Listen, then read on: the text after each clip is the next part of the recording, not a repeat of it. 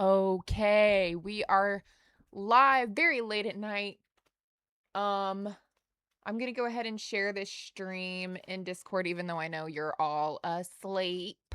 Though maybe some of you have just woken up. So we'll see. If you're here, you're here. If not, I'm gonna share my thoughts anyway. Um, oops.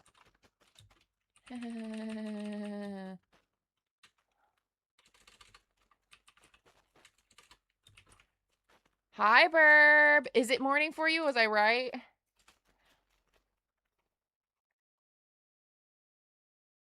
If you haven't seen Backrooms, there's definitely going to be spoilers, so beware. I haven't started yet, though, obviously, but I will soon. Hi, Mio. Nice. I was like, maybe this will be a rare good for other side of the world folks. Just be aware, we'll be talking about it. We'll be talking about it. I'll give my rating in a second, but first, I need to tell you guys a few things. You lads. My lads, I have a few things to say. The first thing I'm going to say is y'all, I know it's not you guys. And this is the thing is I know it's not you guys cuz I know you would never. But you guys have to learn how to shut your mouths in the theater. Shut your mouths in the theater. I am shocked at how often people are carrying on in the movie. Hi, watch this space. It'll be okay. I'm so sorry. Eventually, I'll be playing some Clover Pit. We'll finish the stream off with Clover Pit. But oh my gosh, okay, here's the thing. There was a lot of times when I was watching this movie that I thought totally appropriate time to say something. If you're gasping, if you're screaming, if you're laughing, if you are going, "Oh my gosh, don't do that. Oh, don't go in there. Oh no. Oh crap." Little little things like that, totally fair, totally fine. Like there was one time where the person sitting next to me, I went because I had a realization about something, and she went, "What?" And I explained it to her quietly and quickly. But I'm hearing just casual convos. That's what gets me. We're not even talking about the movie we're here to see. We're just yapping about any old thing. Exactly, Mio. That's appropriate. I think it's okay to ask questions if you're quiet and you're asking a specific person. But man, these people were just yapping. And there was like one person who straight up must have been paying so precious little attention because after the movie, this person said something. So I was like, how did you watch the movie? And now you're asking this question at the end of the movie because she was complaining about something that if she had been watching the movie would have made perfect sense to this person. I'm like, if you would just shut your freaking pile and watch the movie, you wouldn't be so confused. I can't but like the thing that this person was confused about was like central to the plot of the film. I was like, I don't understand how you missed this unless you were in your phone. In it. Inside of it. I don't know how you miss it otherwise. Okay. And just the people who were texting, put it away. Put it away. Movie theater etiquette must be upheld. Burb, very good point. There are solutions. I'm wondering if these people, because there was a group of people who were passing a phone across the aisle to each other. And I was like, is that how you're chatting? Turn the brightness down. You can see it. And another thing I'm going to say, I'm going to show you. I'm going to the best of my ability, replicate the way someone was sitting in the movie theater tonight. I'm going to do my best to replicate what they were doing. And you need to understand that I would never exaggerate. If I don't get it right, it is because I'm not doing enough.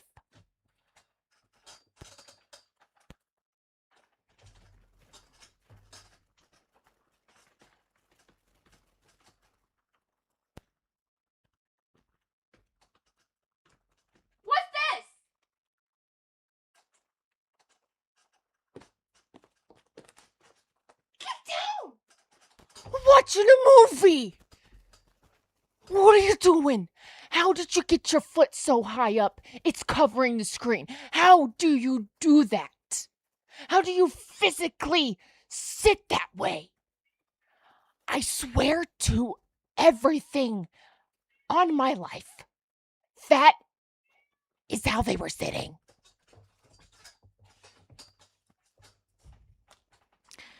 And so I just think we should all get together. Because they weren't putting their foot up. I need you to understand, there wasn't a seat for them to put the back of their foot up on. There was not a seat. It's not like they were there. It wasn't like resting like this. Okay? It was in the air, actually. Not comfy. Not cozy. It seemed purposefully designed to be in my way. We were at the AMC. The chairs lean all the way back. You can really get relaxed in these chairs. How do you do that? How do you do that? Hi, Vinny. How do you do that? Hi, Unusual Carrot.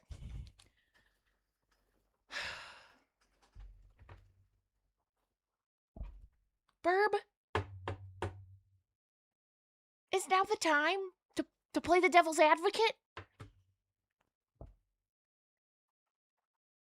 Now I'm glad. No, I'm kidding. I was about to say a spoiler just to get under your skin. I was gonna give you a burb spoiler. Spoiler alert, burb. There's a bird in the movie. I sense that I'm on the nice. If only I was taking it seriously. But oh my god, I was just like shocked. Hey, Lacey! Congrats. Did you love it? The last thing I'm gonna say before I get into spoilers is AMC needs to go to hell. Because my movie started at 10 p.m. my time. I showed up at the movie theater at 9:30 because I was just trying to make sure that because I had to get an Uber there. So I was like, I'm going to order the Uber early so that there's no chance that I'm late to the movie. I ordered my concessions ahead of time because there was a little thing that I wanted to get for Colby. And you could order it ahead of time. And I was like, well, I want to order it ahead of time so it's set aside for me so that I don't have to worry about it being there when I get there. You know, like they won't have sold out because I will be claiming one.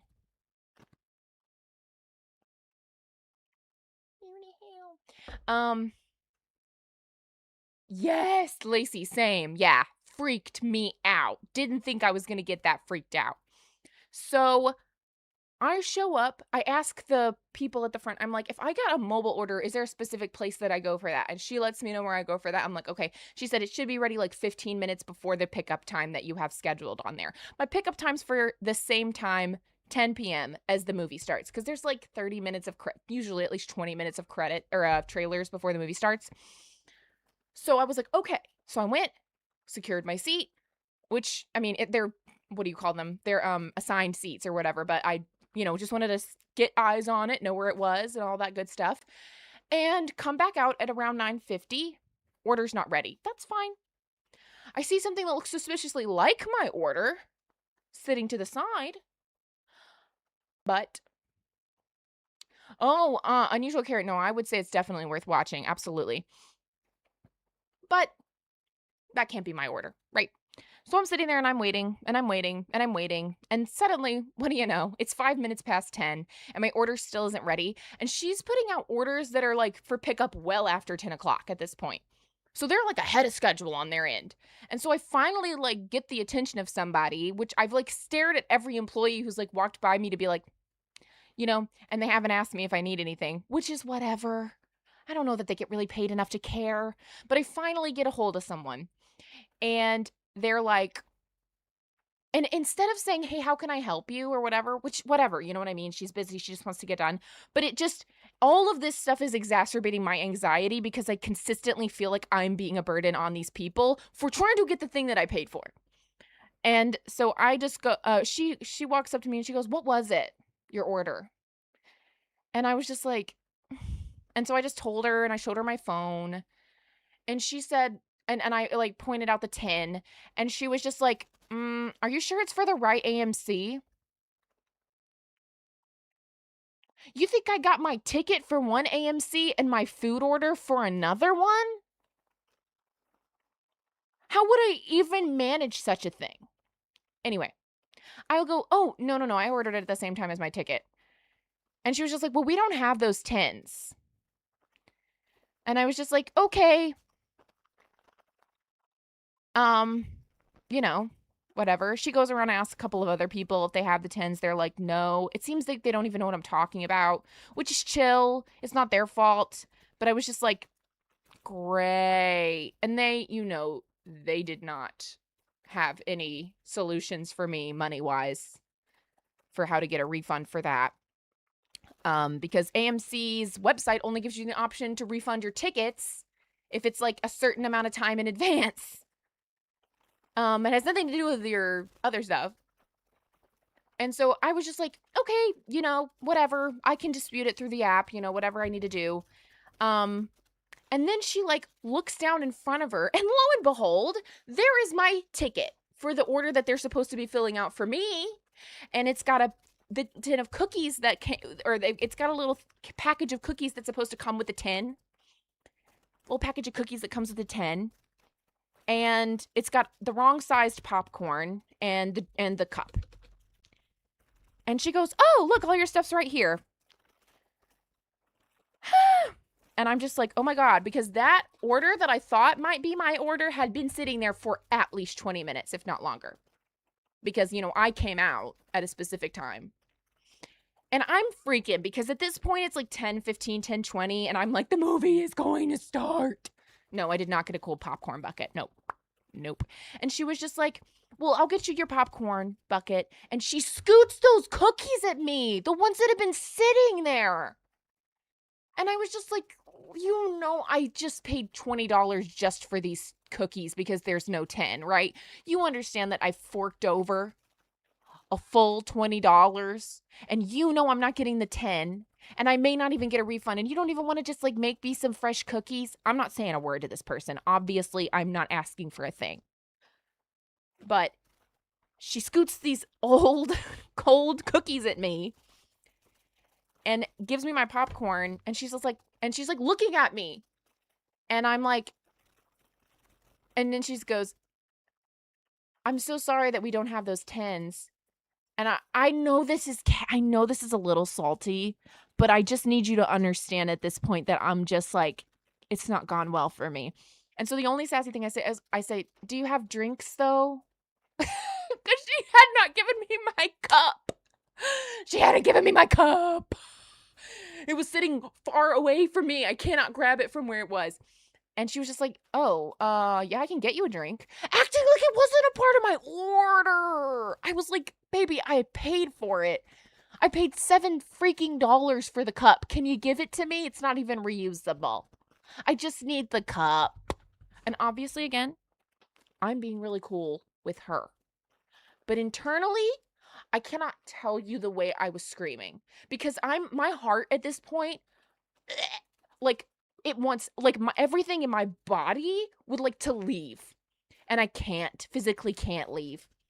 And I'm literally like doing this because I'm so like shaken. Like I'm so anxious about this conversation that I'm like trying to like regulate myself. And I'm sure to her it makes me look awful, but I was just like, I promise I'm not even mad at you. I just want my cup. And so, yeah, then I got my stuff and I went and sat down and opened up my cookie tin. My little package of cookies, didn't even get the 8 cookies. I think they just like throw whatever amount they feel like is fair in there. And it was not 8. And I was like, I'm taking a picture because I have to send this to the company. I have to, like, not these people. They're not going to hear a word from me. But this company must know the crimes. And so I take a bite of one of the cookies and it tastes miserable. It's cold. It's hard. It tastes like pizza with chocolate chips in it.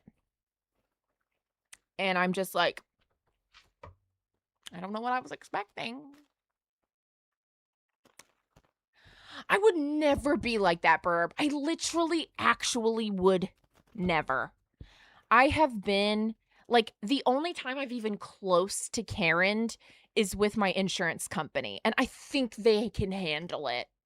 I think the insurance company can handle a little Karening out from me, but normally I'm so cool with whoever I'm talking to. I'm firm.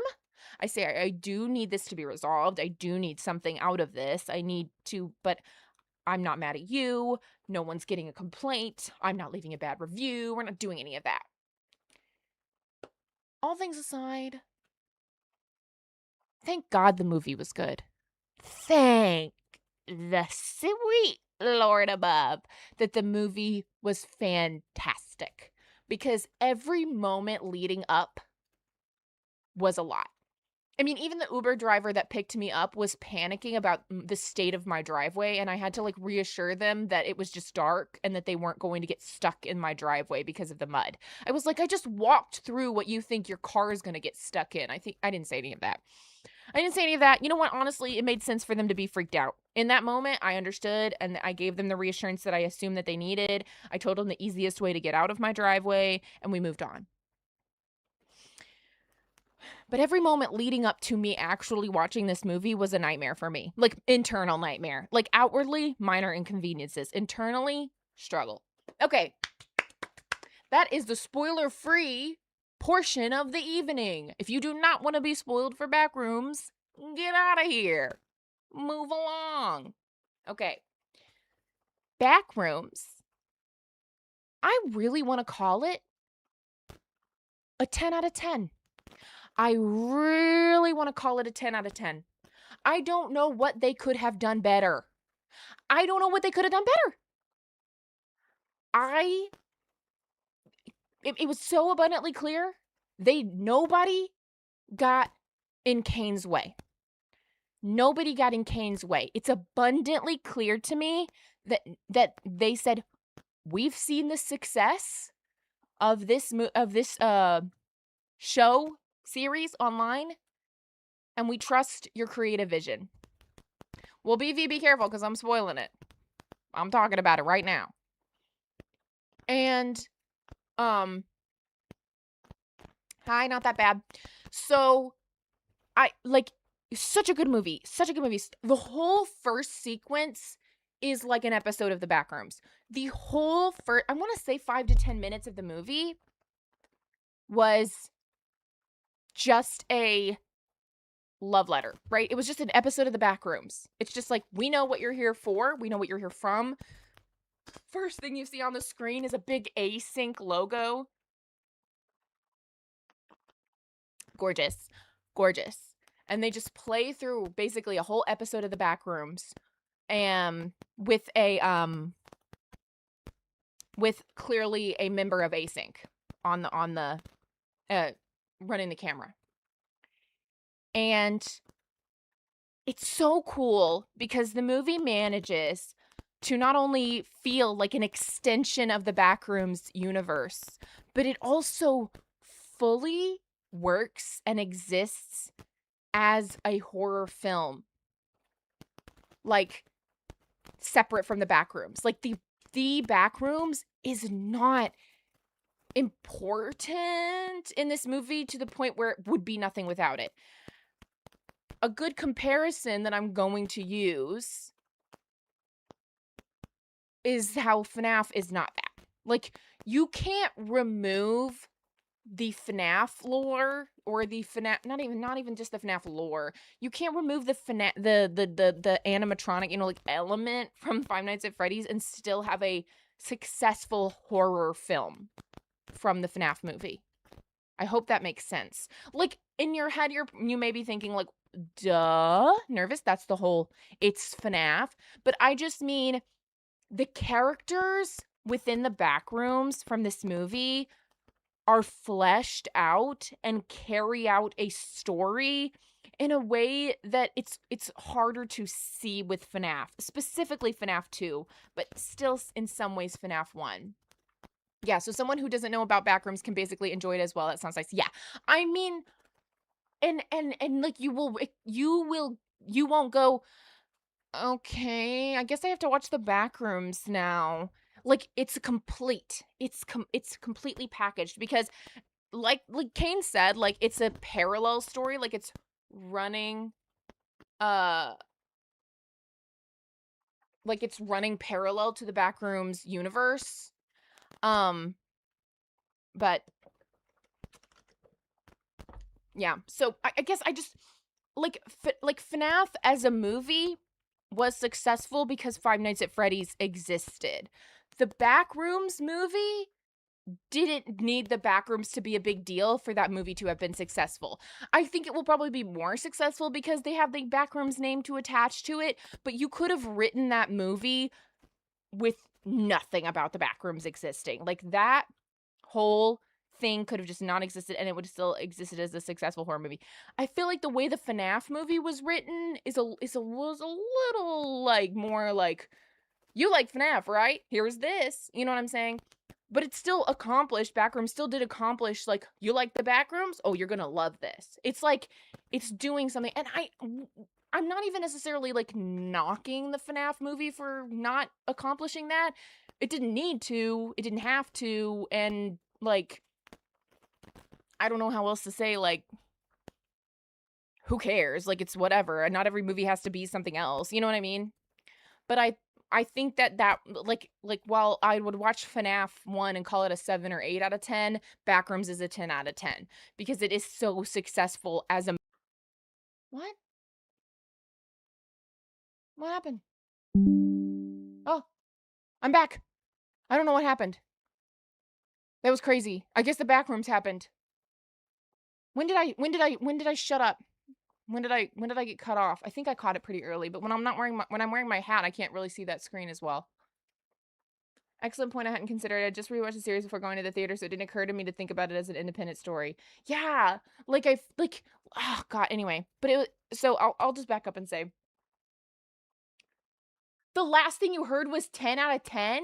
Oh, the second time I said it, I was like, that was a long time ago. Yeah. Okay, yeah. Okay, so I'll back up to say Backrooms was successful as both, right? We just covered that. And what they decided to go with, when I was watching the trailer, I was predicting, making comments about the idea that it seemed that the Backrooms were going to be an allegory. Like, I was like, oh, they're going to set up the Backrooms as an allegory to something else, because that's a lot of horror genre stuff in general. Something is always an allegory for something else. Like, I view FNAF as this like allegory for grief, right?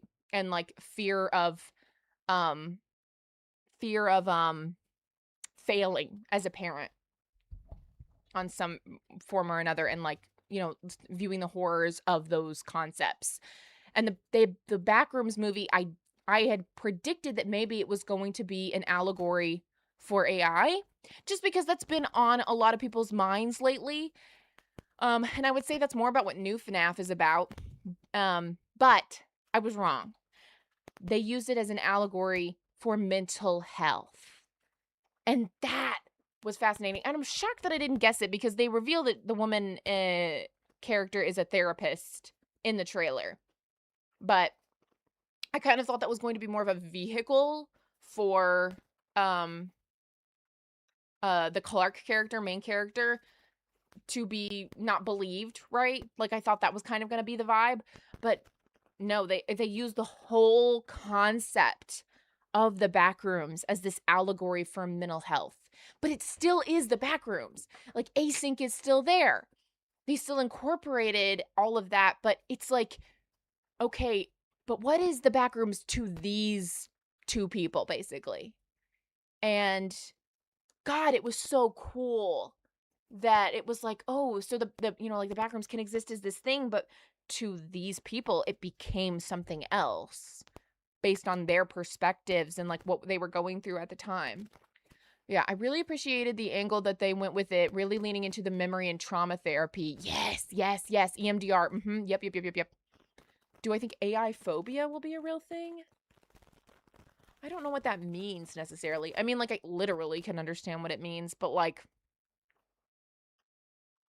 I don't know. I like, maybe, maybe. I mean, I just don't, I think any like ill feelings towards a certain brand of AI, it wouldn't be phobic. It would just be good that people are, I don't even know if scared is the right word. Like, it'd be just good for people to not like it and just stay away from it. It would be nice if we could like steer AI into like the medical field more. But I feel not that bad. I feel like that's like I feel like the fear of tech already exists, you know, like new tech and stuff like that. Like that already exists. Like I even spoke when I was in like mm, yeah, like a long time ago, like about my fear of like a robot uprising. I feel like that's like a real thing already. So I just feel like maybe AI would just be an extension of that already present fear in people's minds. But yeah, the EMDR stuff was crazy. Oh my god. Oh, the narrative devices used in this movie were top notch. I don't know. I don't know. Let me look at the screenwriter because like I don't know who all wrote the story. The fact that they're made of styrofoam, the entities, and can bite through bone is fascinating. Yeah, is it they're made of styrofoam or is it just that that's how it manifests? The music was perfect. Did you guys listen to the credits music? I stayed for the credits music, like specifically for the music. It was bopping. It was good. Credits. Oh, that's not what I. Here we go. Full list of credits for the film. Writers. Okay. Will Sudick.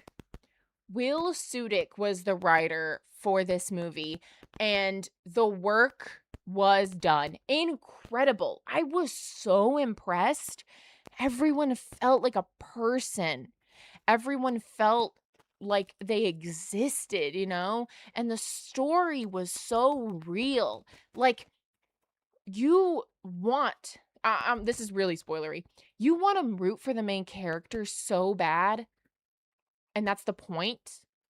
But you come to realize, very similarly to the therapist character, you cannot root for him. You just have to get away from him. You know, like you have to, like you as the audience member, you have to go, I can't root for you anymore. You have become the monster. Like you are the villain now. Like I can't deny it anymore. I'm going to do a little quick rundown just so we can all kind of like understand, but like if you haven't seen it and you don't care to, the movie starts with Clark, who is who is a furniture salesman, and he is in therapy. Now, they have a whole async thing at the beginning. Yeah, Glenn. Yep. Um so he's a furniture salesman, and he's going through a breakup slash divorce. I don't know how serious the relationship is, but he's been kicked out of his home by whoever that ex is. And he's living in the furniture store. And the electricity bill is like unusually high, like to the point where he's like, I literally cannot accept this. So he's got an electrician coming out to like look and investigate this, and the electrician can't figure out what's going on. So he's trying to run this used furniture store. Sorry, I keep saying used furniture. He keeps trying to run this furniture store, but he's struggling. It seems maybe monetarily he's struggling because of this electricity bill problem. And he's also going to therapy trying to cope with the fact that he got kicked out of his own home because of a drinking problem and just maybe some anger issues that he was having with the ex. And Mary is his therapist. So Clark is the furniture salesman and Mary is his therapist. And she's trying to get him to do some like role play work where he reenacts the last conversation that he and Barbara had, who is his ex. So that's kind of their thing. And then he's got 2 employees who work with him at the furniture store. He's trying to go to sleep at the furniture store, and the lights all come on. He already knows the electrician is like, I don't know what's going on. He goes to the breaker box to try to fix it. And there are these 2 breakers that aren't supposed to be there. And when he flips them, it makes all the lights turn off. And when he turns the lights off, that's when he sees the window into the back rooms, or the portal, or the entrance into the back rooms. And he figures out, oh my gosh, that's why my electricity bill is so high, is because it's like this furniture store is like somehow linked to the back rooms. So he is an architect. He went to school to become an architect. And so he maps out as much of the back rooms as he can, takes it to Mary, and is like, I found this place. She doesn't say she doesn't believe him, but she thinks it's a little weird. And he's like, fine, I'm going to go get proof, and you're going to rue the day. So he gets into his 2 coworkers, goes into the back rooms, and has a rope and lures one of the coworkers down into this weird spot. And when they go down there, that is when the movie gets utterly unsettling. Because at this point, we're back into like a regular Backrooms episode. Everything up to that point has been very cinematically shot. And this is, we're on the little camcorder, we're in the back rooms, and everything is like just disgustingly unsettling. There's all this dirty laundry. You see the mold start to grow. Glenn, I think you're right, but I haven't got there yet. So there's mold growing down there, and I'm sitting there being like, you got to get out of there. You're going to get infected by the mold. And I'm thinking, oh my gosh, he's going to get infected by the mold. But no, there is a creature in there. There is a creature, just like in the story we see now, but we don't get to see what it looks like. We just hear it, and it gets the coworker. He gets killed off screen. We don't see it. We hear it. It's visceral. It's disgusting. And his the other coworker, who is his the girlfriend of the other coworker, is like, I gotta go find him. I gotta go after him. So she disappears. We don't know what happens to her, but guy goes, and freaking Clark keeps on going. Look for him. Like, he doesn't leave. He doesn't leave. He still goes and like is looking for him, or looking for her. He's looking for the girl. I think he knows the guy's dead, but he goes looking for her. And I'm not saying that wasn't a noble thing for him to do, but he ends up not being able to get a hold of her.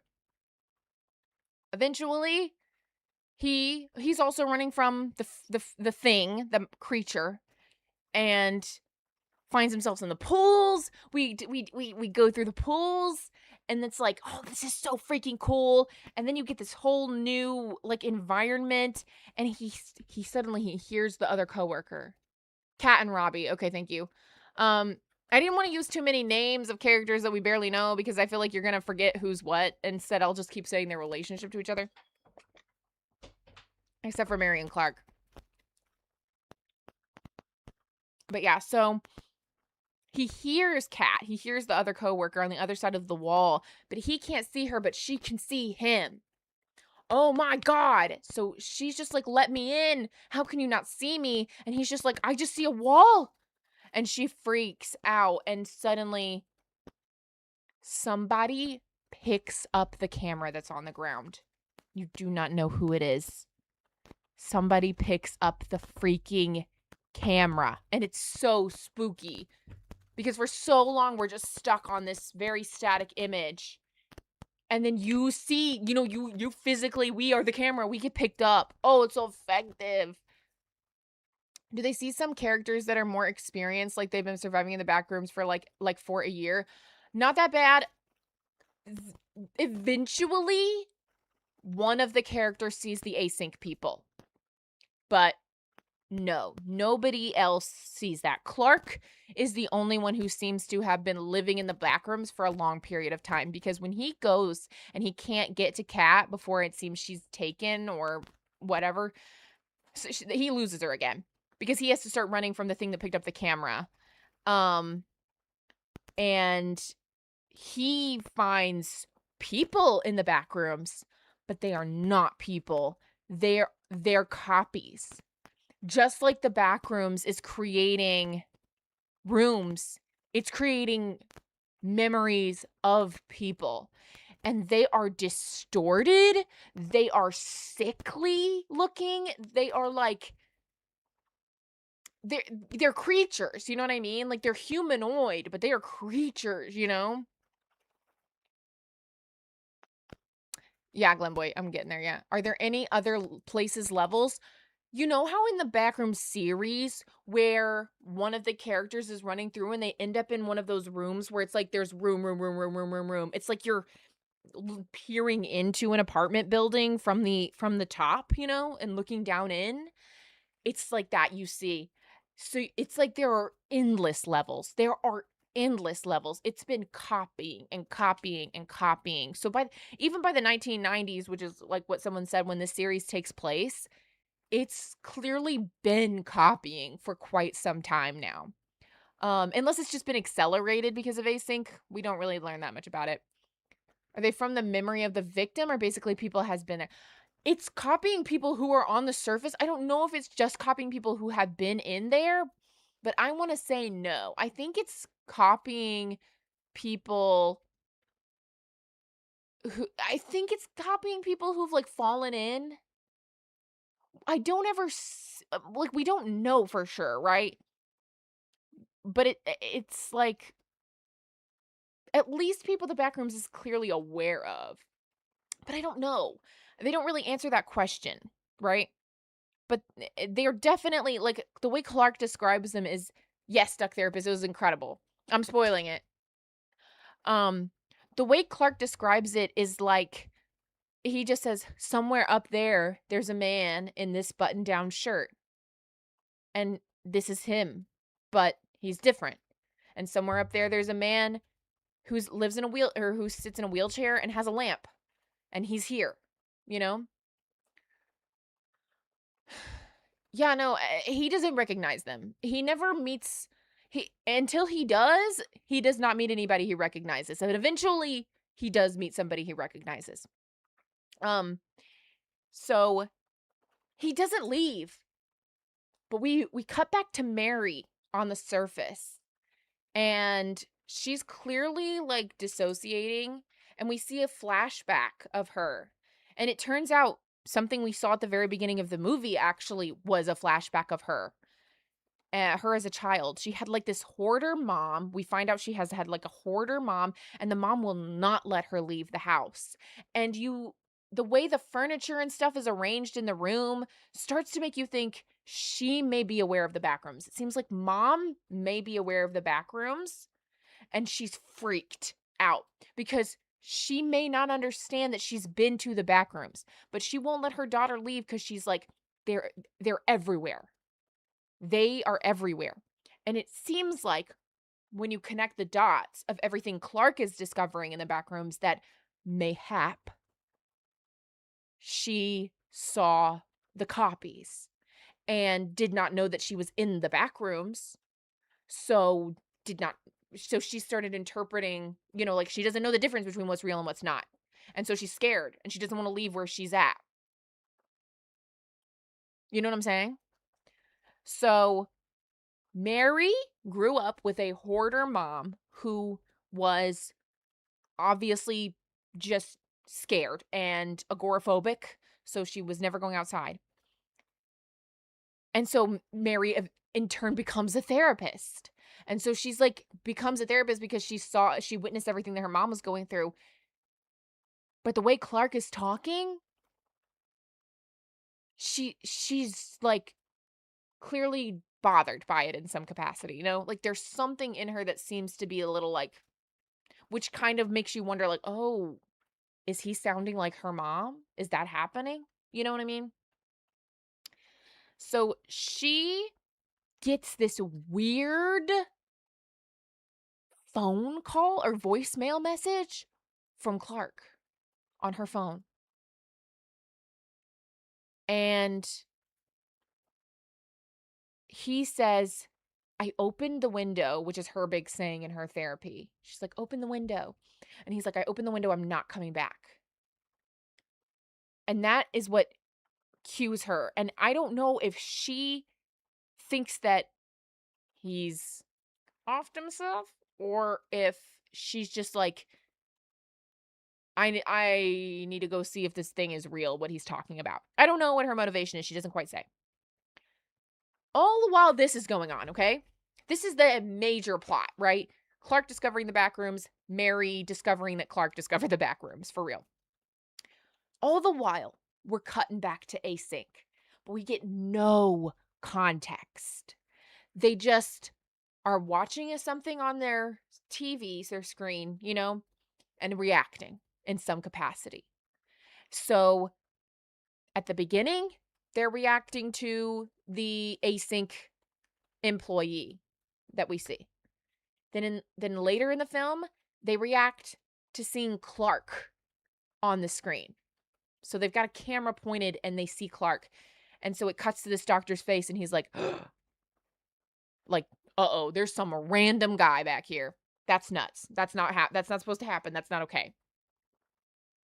Then he's at home watching a movie with his family and it cuts to commercial.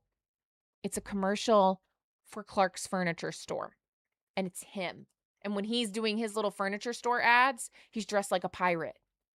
So he sees this like guy dressed like a pirate who looks just like the guy he saw on the camera in the back rooms. And it like all clicks for him. And all this is happening in the background. Again, no talking. Whenever it's the async people, we aren't talking, or maybe they're having some little jibber jabber with each other that's like incoherent and unimportant, but like it's just them looking at the screen and having some kind of a reaction. And it's so cool because it just keeps the mystery alive, especially if you've never seen the back rooms. It keeps the mystery alive. But if you know, then there's that layer of like, oh, this is them like, because like someone's saying it was a prequel. It's like, this is them like getting these first tastes of like, uh-oh. So like we have opened up a can of worms here. Not that bad. The only characters who I would consider, I mean, I wouldn't even consider anybody necessarily filler, but the only filler characters are Robbie and Kat, the two coworkers who die in the back rooms. Otherwise, I would say Clark is for sure the protagonist, or he's the main character, protagonist, antagonist, whatever. Mary is the supporting character, or you could say Mary and Clark are dual mains. They could be deuteragonists? Yeah. But I would say Clark is the main and then like Mary is the secondary. But it's both of their stories. So you could really call it two main characters. And then I wouldn't consider the async a main character. He's just like a supporting role kind of over here. And nobody else is featured nearly enough to really be considered more than a featured character. Yeah. But so after Clark clearly has been in the back rooms for some time, Mary goes to investigate at the furniture store. And Clark has taped off the opening to the back rooms. So she sees that and she goes in, and that's when she realizes, oh crap, this is real. And I like the idea that her mom also knew about this and she convinced herself her mom was crazy, but ended up being her mom was right. But who knows? Well, it could be one way or the other. She's wandering the back rooms and she hears something. And for a moment you think, oh, could it be the monster? But it's Clark. And Clark comes out and says, like, he's like, you're being too loud. You got to be quiet or whatever.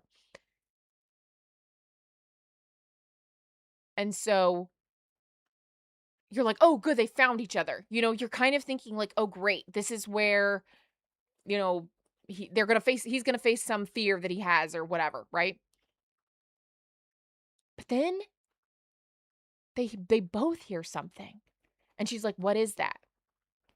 And he says, "It's okay. It's just me. You know me." And I was like, "Oh." And something clicked in my head, but I was going to let the movie play out. He walks over to her and freaking chokes her out. I'm like, "What the hell?" And he's like, and I think he's just doing it so she stays quiet or something. I don't know. And then she blacks out. And you're just like, "You did not expect this, right?" And from here on out, the movie, you couldn't predict. You simply couldn't predict what happens after this. Okay? You simply couldn't predict it. Well, you know what? You could, but not that bad. But that's like literally what's happening. Like, it literally, that's literally what's happening. It is stealing his power. That's why his electric bill is so outrageous. When Mary wakes up, she is tied to a chair sitting at a kitchen table.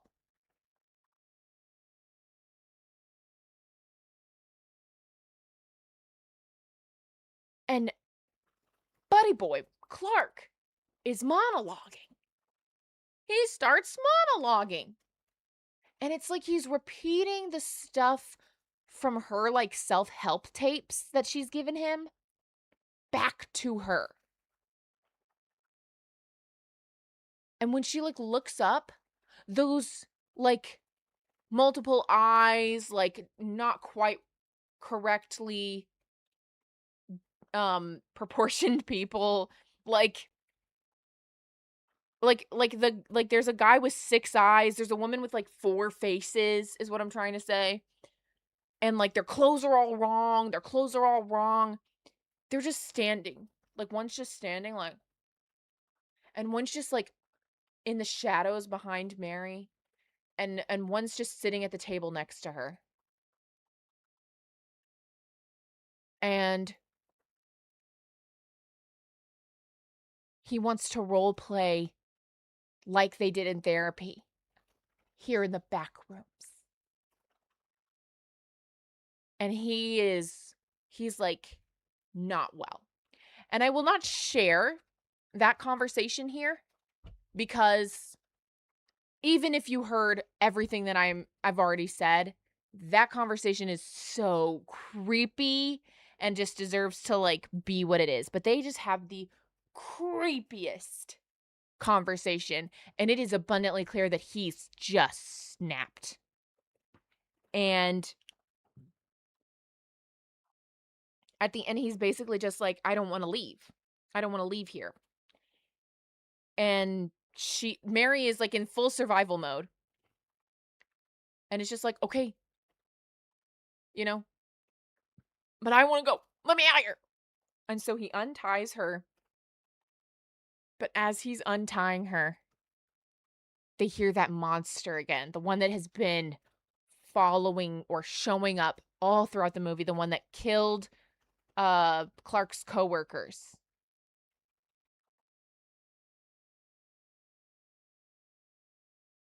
And he's like, "What are you doing here? It's okay. You know, it's okay. We can stay here." And who walks in the room but a freaking pirate, giant, distorted version of Clark himself? And they foreshadowed this in the movie, so you could, I like, that's what I'm saying, is like something clicked for me. They foreshadow this really well in the movie. They foreshadow everything really well in the movie. It's so well written. It's so well written. But you're like, "Oh my God." And so they give you a look at this monster, and he's just this distorted pirate thing, you know? that is obviously meant to represent Clark. And that is the moment you know that this is like it's like this is how the Backrooms remembers him. You know, it's just something about it. I don't know. It's just so interesting. And I'll leave the finale. I'll leave the finale out of it. I've given away a lot of the movie in this. I'll leave the finale out of it because I don't want to give away all of it. I've given away most of it, but like I'll leave the way that it ends out of it. But God, that final the final you know, horror scene and then button up of the movie, it is cinema. The entire time I'm sitting here going, it would be a very unsatisfying movie if they didn't draw this out, but I'm still sitting here terrified of what's going to happen next.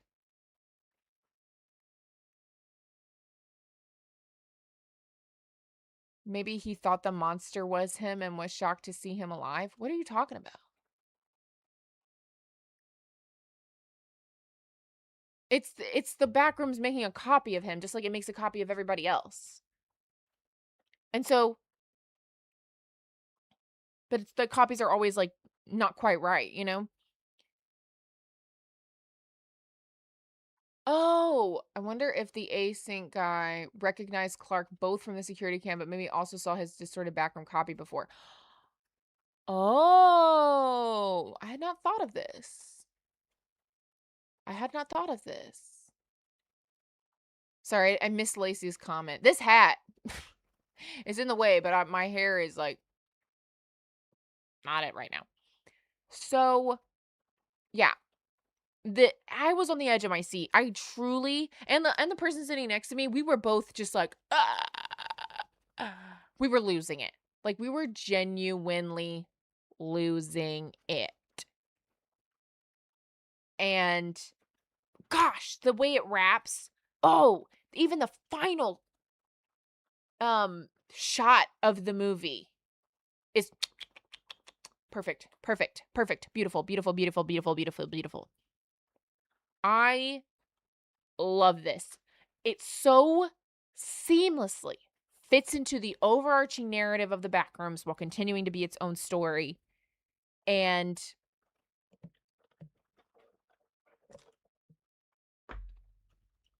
I'm genuinely,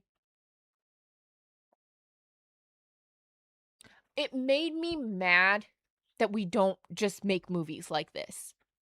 Because I'm no hater of a popcorn movie. I want that to be abundantly clear, okay? A popcorn movie is great. Jaws is a popcorn movie, you know? At the end of the day. Well, it's like a summer blockbuster. I don't think maybe that doesn't count as a popcorn movie. Mario. That's a popcorn movie. You know? I liked the first Mario. I didn't see the second one. You know? But like for so much Hollywood stuff right now is just, I'm sorry, it's uninspired. It's just whatever. And so the Backrooms is so obviously this original concept. It has a voice, it has a message. You know, it has something that it needs to say. It knows how to say it. It said it in like 2 hours and 10 minutes instead of like 3 hours, like some of these movies want to be these days. It was just, thank goodness, you know what I mean? Like, it was just like, thank goodness for this movie because I just have not seen a movie that made me feel that good in so long. And I screamed. When I tell you, there were a lot of people in this movie theater. And the scene where Robbie, the coworker, goes down in this slope was so anxiety inducing. And they hid something you could have missed. And my eyes went to it immediately. And it was like you have to look at it a couple of times before you realize what it is. So the first time I saw it, I thought I knew what it was, and I screamed. You know how I scream on stream. You guys hear me when I'm playing a scary game. I basically did that in the movie theater. Not quite that loud, but because we were in such a big room with an echo, it was really loud. And I definitely scared other people in the theater because I screamed. And because I screamed, people started to see what I was seeing. And they were like, oh, is that real? Oh my God. Oh my, you know what I mean? Like, it was like one by one by one by one, people were like catching the thing that I had caught. And then I realized it wasn't what I thought that it was. It was very much like that feeling when you are in you see something in the shadows and you think that it's one thing, but then you get a little more context and it doesn't look so bad. They gave you a little more context as it goes on. And you're like, oh my gosh. Right before the worst thing happens, you know? It's like they give you a scare, lull you into a sense of kind of security in a moment, and you're like, oh, okay, everything's gonna oh, nope, it's not. Nothing's okay. But yeah, to be honest, none of the new movies feel like, wow, that was awesome. I mean, I enjoyed it, but you know, sometimes you watch something and at the end you're like, wow, yes, yes, yes, absolutely not that bad. I think the success of both Iron Lung and now Backrooms have really raised the bar for what Hollywood should be making. Indie creators just know what's up. Absolutely, I have to agree with you. Well, because they're not under all these executives. It's the producers, it's the executive producers. It's the executive producers. It's the people in the suits. You know, it's the Mr. Burrows of the world, you know?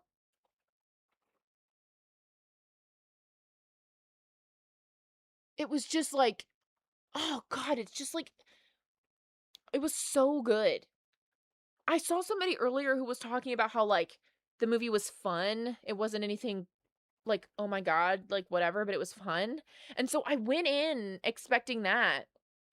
And I'm just like, I respect anybody's opinion, but like to me, that was like one of the best movies I've seen in quite a while. I'm racking my brain trying to think of a movie I could compare it to in recent memory.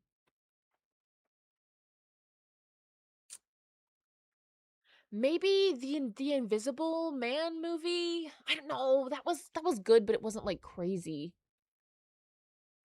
That was a good movie. I don't know. I can't even think of movies right now.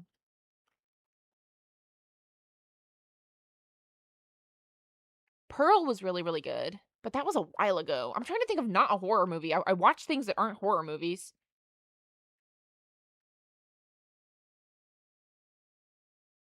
I'm struggling. I'm struggling right now.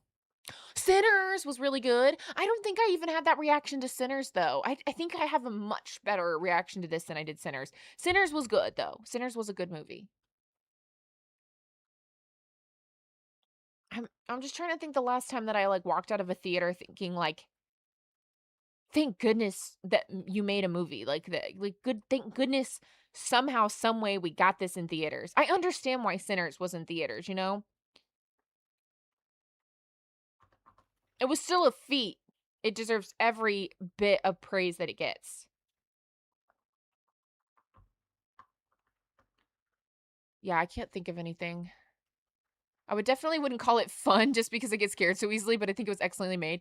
True, true. Yeah, I know. Yeah, when I was like fun, like what I can get fun out of, I laughed at this movie. Like there were a number of times that I laughed at this, and like it was more like there was honestly like during that same scene that I was talking about where I screamed, I couldn't stop laughing after that scene because I was so embarrassed because I did that and I was just like, oh my God, I can't believe I like just screamed in the movie theater. That was so embarrassing. I'm so lucky that the person sitting next to me was like cool because I have had somebody tell me to be quiet in a movie theater before because I laughed too loud and they got frustrated with me and I was just like I promise I'm not over here trying to like steal attention. I'm trying so hard to think of a movie that affected me like this, like in recent memory.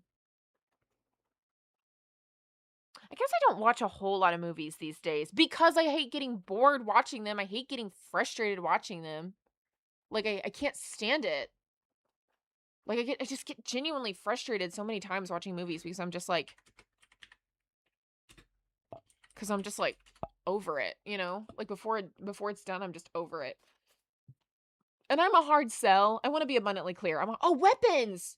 Yeah, weapons, absolutely. Weapons made me think, thank God they made this movie. God, why only horror films though, you know? Good night, Unusual Carrot. Burp, you know what? Yeah, spoiler time is over. I'm just talking about how much I love the film now. We're done spoiling. Everybody be careful. As someone who grew up with creepypasta, most of the new horror gives me a laugh. Yeah, fair enough. Yeah, fair enough. I think sometimes I was laughing because it was just so absurd what I was looking at, you know? Like the things that were happening. Because, like, Weapons was the same way. Weapons was the same way. There were times where I laughed at Weapons and I was just like, look, this isn't funny, but like, this is so outrageous that I can't help but laugh. So interesting to me. It feels like the only movies lately that I've been really, really hyper into were horror films. I think there was an animated movie that I watched in recent memory. Genuinely, Burb, like genuinely. I feel like there was like a animated film that I watched in recent memory that touched me. Wild Robot. That was like 2024, wasn't it? Wild Robot. Yeah, 2024. Wild Robot is another one that watch that movie. That's a good movie. That's like it's giving like that old like Brother Bear style film. It's giving um Iron Giant. You know, like this is an animated movie that is supposed to truly affect you and stay with you. Is it giving Wally? No. No, it's not giving Pixar. No. Demon Slayer Infinity Castle? No. I love Wally. It's just not giving that. It's a little more serious, a little more, it takes itself a little more seriously than Wally took itself. No, I have not seen the Demon Slayer movie. Spider-Verse. Yeah. I would say that's another good one. When did the second Spider-Verse movie come out? Spider-Verse 2023. So what am I getting? I'm getting like what, one good film a year? That's embarrassing. The first one was 2018. I feel like the first one hit me a lot more than the second one did, but I think that they kind of operate as a unit and thus really incredible. Steamboat Willie, I have in fact.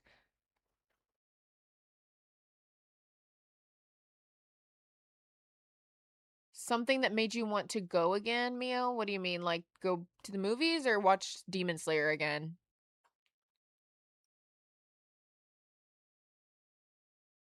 But yeah. Oh, I see, Mio. I see. I haven't watched a lot of Demon Hunter. I think I've seen like the first 2 episodes of Demon Hunter. Oh, Burb, I so am. I'm going to see it twice on accident. Do you guys remember when I was on stream and I bought tickets to the Amazing Digital Circus? Because I did, and I was looking 2 days ago. I was like, let me find my confirmation for those tickets. Couldn't find it in my email anywhere. Not a singular email. I was looking up all over the place. Like, in my phone, like, this thing, this place, could not find it. Demon Hunter is different than Demon Slayer. I looked up the movie. I looked up Demon Slayer Infinity Castle. And it definitely looks like the same as it's the anime. Whatever the anime is, whatever. I'm not caught up. But yeah, no, I haven't been talking about the Amazing Digital Circus, and I don't even want to look at chat while we're talking about it because I know someone's going to come in here and just be an absolute loser and ruin it for me, and I'm refused to allow that to happen. But I was looking all over the place. I was looking through my texts. I was looking through my emails. I looked through every email I own just to see like where the heck did I, and I'm typing in the correct search things that should be leading me to these tickets, and I can't find them anywhere. And I'm like, I've lost my mind. I don't know what to do anymore. And so I just was like, maybe I never hit the confirm button. Like maybe I never fully bought them because I was on stream. So I was like, did I get distracted? I was like, I was so sure that I didn't. I was so sure that I was like, stop talking, got to hyper focus on this to make sure I got it done. But I gave up and I went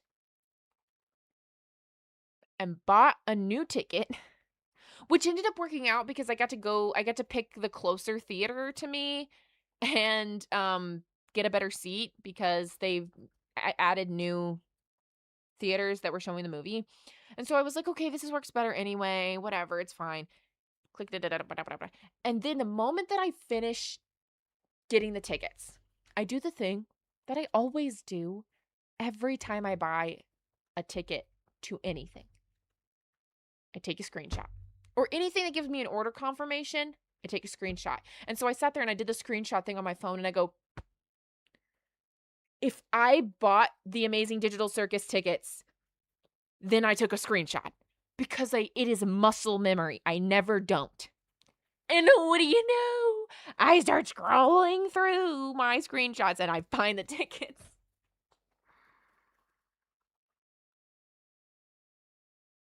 So, movie theater's getting a lot of my money. So I'm going to see the Amazing Digital Circus on Thursday night. And then again on Friday night, baby. Because I goofed. Because I simply goofed. Rarely go to the theater, but the last 5 you've gone for were Wicked, For Good, FNAF 2, Iron Lung, Mario Galaxy, and Backrooms. Quite the range indeed. Burb, you gotta be a screenshotter. If I could get everybody on a screenshot grind, get on your screenshot grind. I remember stuff that I meant to buy at the store because I took a screenshot of it. I remember conversations that I have had with people because I take a little because I take a little screenshot if I'm just like, oh, I need to remember this. Like it's like, oh, we need to meet on this day at this time to talk about this. I'm like, done. And I'll be sitting here, you know how sometimes people doom scroll? Sometimes I will just go through my screenshots and see if there's anything I'm supposed to be doing. You could do a ticket giveaway for double the price. I actually just put out an APB, people I know. I was like, does anybody like the Amazing Digital Circus? And anybody who replied to me asking, I offered them the tickets and then gave it to the first person who said yes. I was like, I got 2 tickets. Let's go see the Amazing Digital Circus. But I did not tell my friend that I'm going to see it on Thursday anyway. I'm such a goober. But yeah, Mio, it'll be all right. I'm gonna make an Amazing Digital Circus video and call it a tax write-off. You know what I'm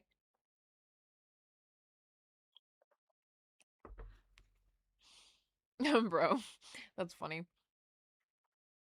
I am glad the first time I'm going to be seeing it is at the better theater, though, because I hate the theater I'm going to see it at on Friday. I hate it. I only picked that theater because at the time, it was the only theater anywhere near me that was showing it. So I picked it, and I was like, I hate this theater. So I was like honestly happy to give those tickets away because I'm like, somebody else go see it at that theater because I don't want to go. But then the person who ended up accepting it only needed one of the tickets. So I was like, well, if you come grab me, we can both go see it together. So it'll work out. But I was just like, gosh darn it. Gosh darn it. Because I don't go to the theaters a lot. I used to enjoy going to the theaters a lot more, but it is so expensive now. And it is so, God, people are so annoying, man. I don't know what it is. I don't know if the pandemic ruined people or what. But you can't. I went to a movie once.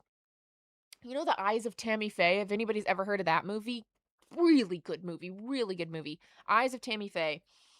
Went to see that movie. It was me and 3 other people in the theater. 4 total people in the theater. And this woman was on her phone talking to somebody. Like this. Yeah. No, yeah. Yeah. Yeah. And then looking over at the person she's with and being like, what's going on? Why is she doing that? What's going on? What's happening? I wonder why you don't know. Whatever could be causing this level of confusion in you? I did not see the Minecraft movie. I will not be watching that movie. I will not be watching that movie. Sorry for everybody who thinks I should watch that movie. I won't be watching that movie. I've never had an affinity for Minecraft. I've never cared. But that was the one and only time I have ever shushed somebody in a movie. I got tired of this because it was just us in there. We could hear every word she was saying, and it was incessant. It was incessant. I am normally like, I never, ever, ever, ever, ever, ever, ever, ever, ever. I will sit through. I will say nothing. But this was the one and only time I have ever just been like, shh. And she looked back at me like I killed her firstborn. I'm like, I shouldn't be able to hear you as far away as you are from me. I didn't say this to her, but like, she was so far away from me, y'all. She was loud. Like, she was too far away from me for me to be able to hear her. She was too, I'm gonna say this, I just need you to understand, because like, I am me. I would not act like that. Hey, I understand it. And the Minecraft movie, honestly, gonna say, looked like a romp. Okay, it looked like a romp. It did not look like a bad movie to me, But it was just like, it ain't for me. It just ain't for me. I even like the actors that were in it. Like, I love those people, but it just wasn't for me. But whoever she was with, the man, I don't know if it was her husband, I don't know if it was her boyfriend, I don't know if it was her brother, I don't know if it was her uncle, I don't care. He got her together. Because I think that he had been pissed off at her the whole movie too. I think I was like the sole person in the room who was willing to be the enemy in that moment. I was like, I am willing to take one for the team here. And so I shushed her, and she looked at me like I was stupid. And the guy was like, no, you're talking. I don't remember exactly what he said. This has been years ago. But he's just like, no, what you're doing is utterly ridiculous. Like, he's like, no, get off your phone. What do you know? Stop talking. People are trying to enjoy the movie. We can all hear you. Get up together. Yeah, not that bad. Exactly.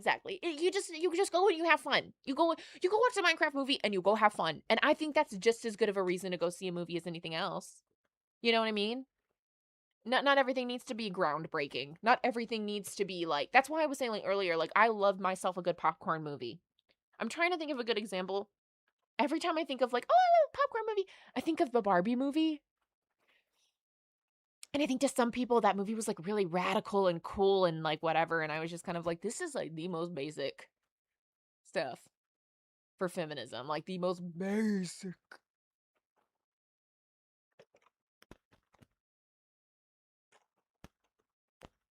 Shush hero. That's funny. She shut herself up after that. God, it got to me though. I was just like, why are you even in here?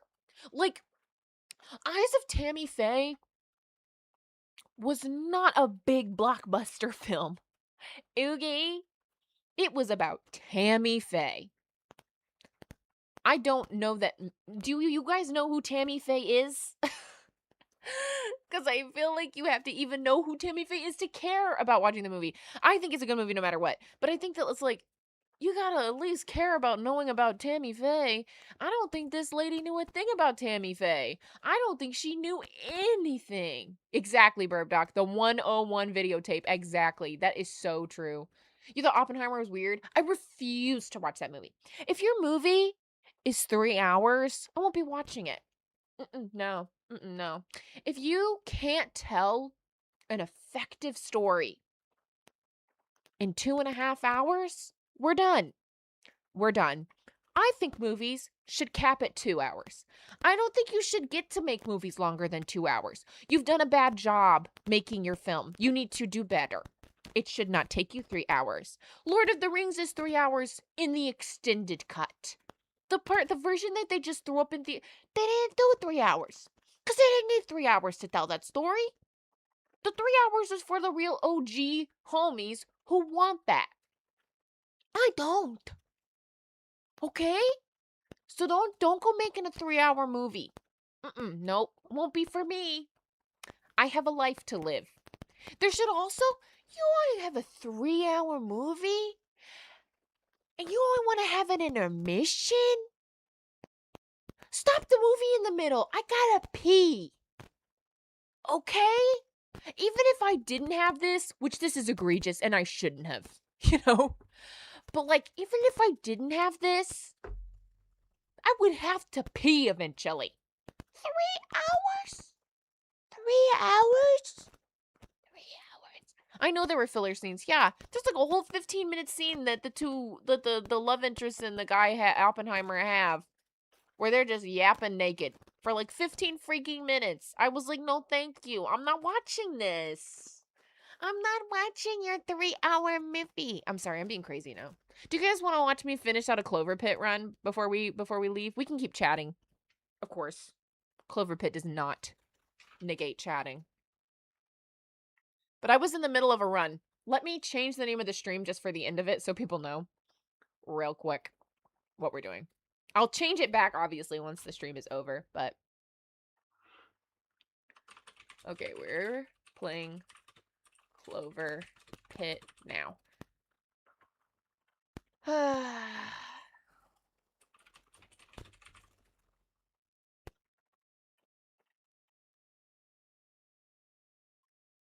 Good night. I thought this was someone leaving. I think the scenes were just mine. I think the chat was just behind.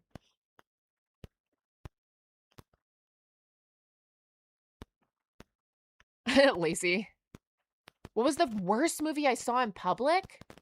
Hey, Deck Therapist, if you like it, then you like it. If it's for you, it's for you. That makes me happy that it's for somebody. You know what I'm saying? It's just not for me.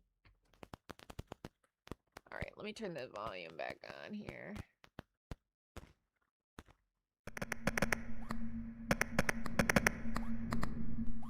Okay, worst movie I saw in public. I'm trying really hard to think here. I saw Despicable Me 4 in public. I don't know if that's the worst movie I've ever seen, but Jesus, it surely was Despicable Me 4. I ain't like that. I ain't like that. Okay.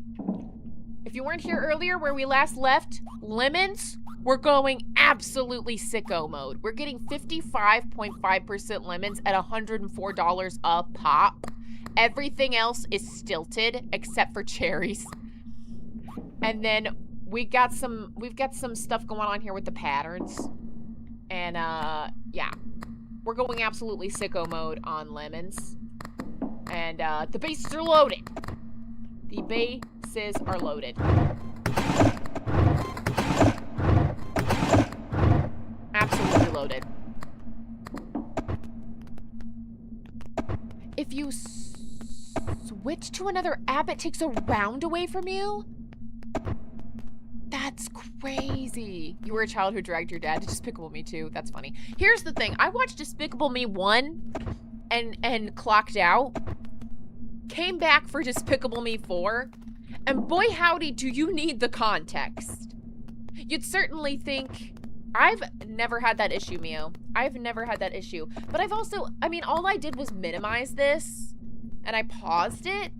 Do you think it might be different if you pause it? Or... like, is it just doing it no matter what? Can you even pause it on the mobile mode? I actually am not confident that I even know the answer to that question.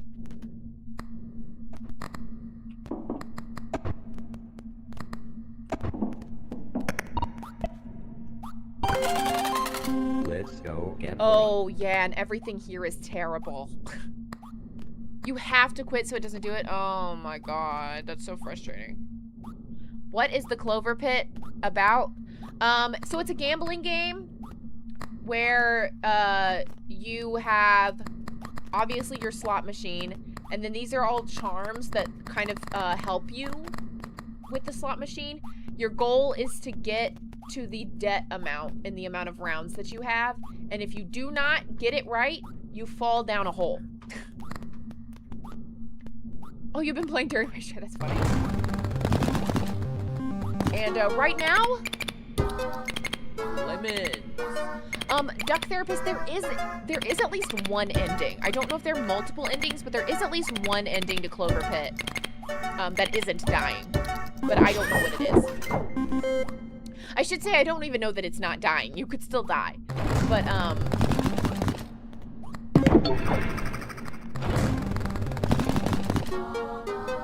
you know. I don't know what it is. And I don't know how you reach it. But my goal right now is to get 5 bones. If I get 5 bones, I think I get a key.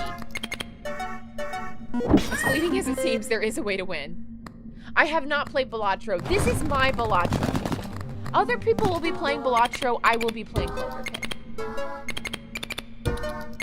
I can't really explain it, but it is what it is. Do you see how much we have upped on lemons? We've absolutely...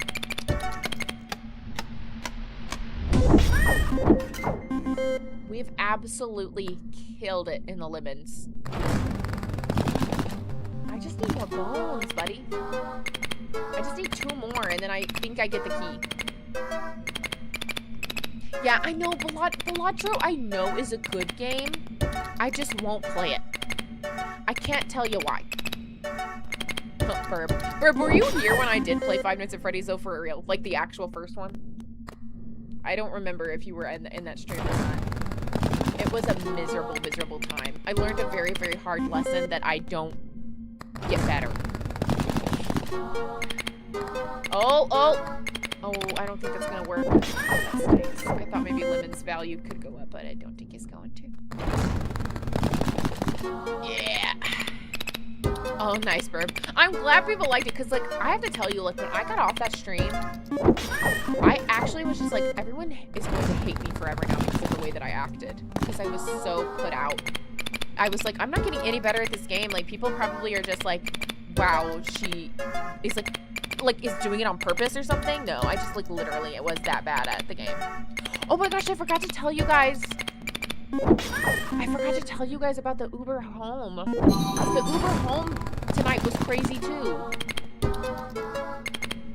My Uber driver picked me up. And I hid my popcorn in my backpack because I didn't want her to tell me I couldn't have food in the car. And I was just, like, really hoping she wouldn't see this giant cup. Got it, immediately realized she wouldn't care. She wouldn't care.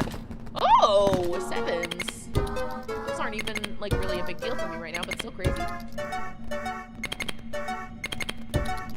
Oh, Burb, oh, that's so cool. Oh, I love that. Oh, I love that. Oh, that makes me so happy. I'm glad that you had a good time. I really am.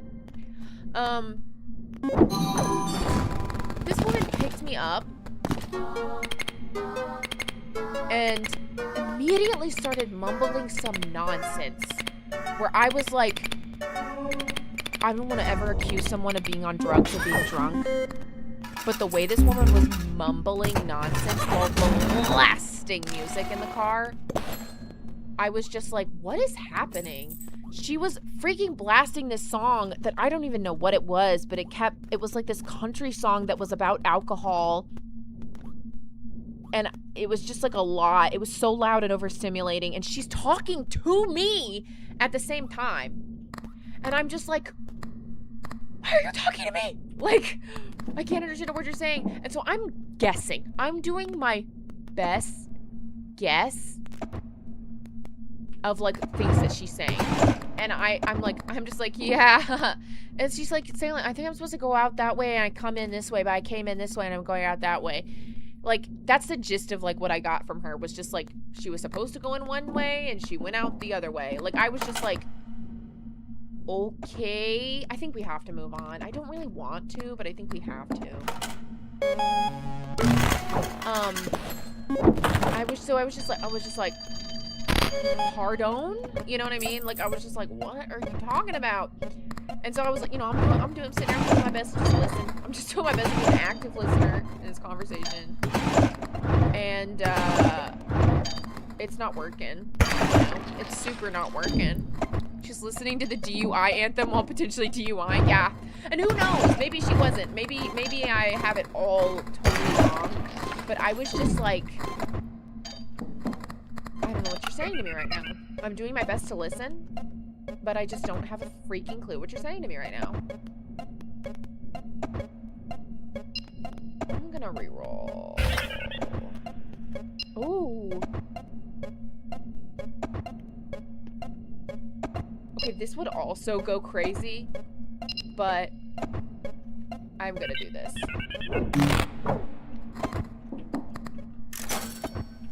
Jeez, if we could only get a bibble. If we could only have a bibble. Oh my god, over here, anything I could... You're gonna go away eventually.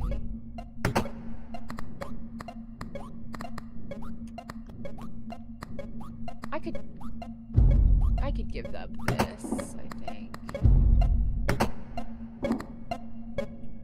Oh my god. Shut up for a second. So, woman's blasting country loud alcohol song, mumbling, and then she does one of these. Hold on. You need to see this. She pulls one of these on me. Reminder, this is the person who's driving my car, or driving me home. Driving the car to drive me home.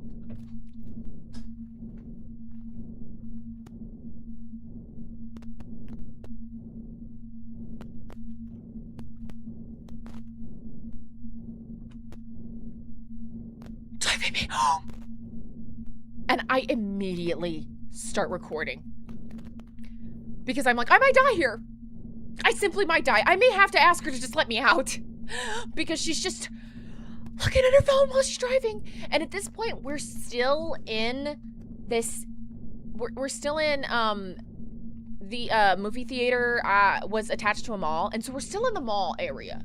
Where there are no other cars. And, you know, everything's very slow and empty. And I was just like, maybe she's just sending off a quick one.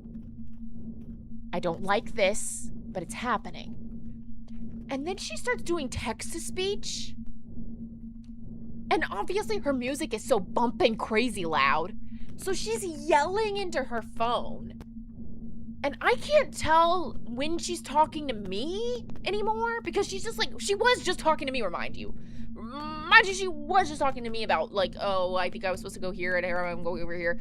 And then she just starts talking to her phone. And then I don't know. From there on out, she's going back and forth talking to me and talking to the phone, and I have no idea which one's which. And at one point, she's talking to her phone. I swear to you, she says, you ain't got a woman, do you? You ain't got a woman, do you? You ain't got a...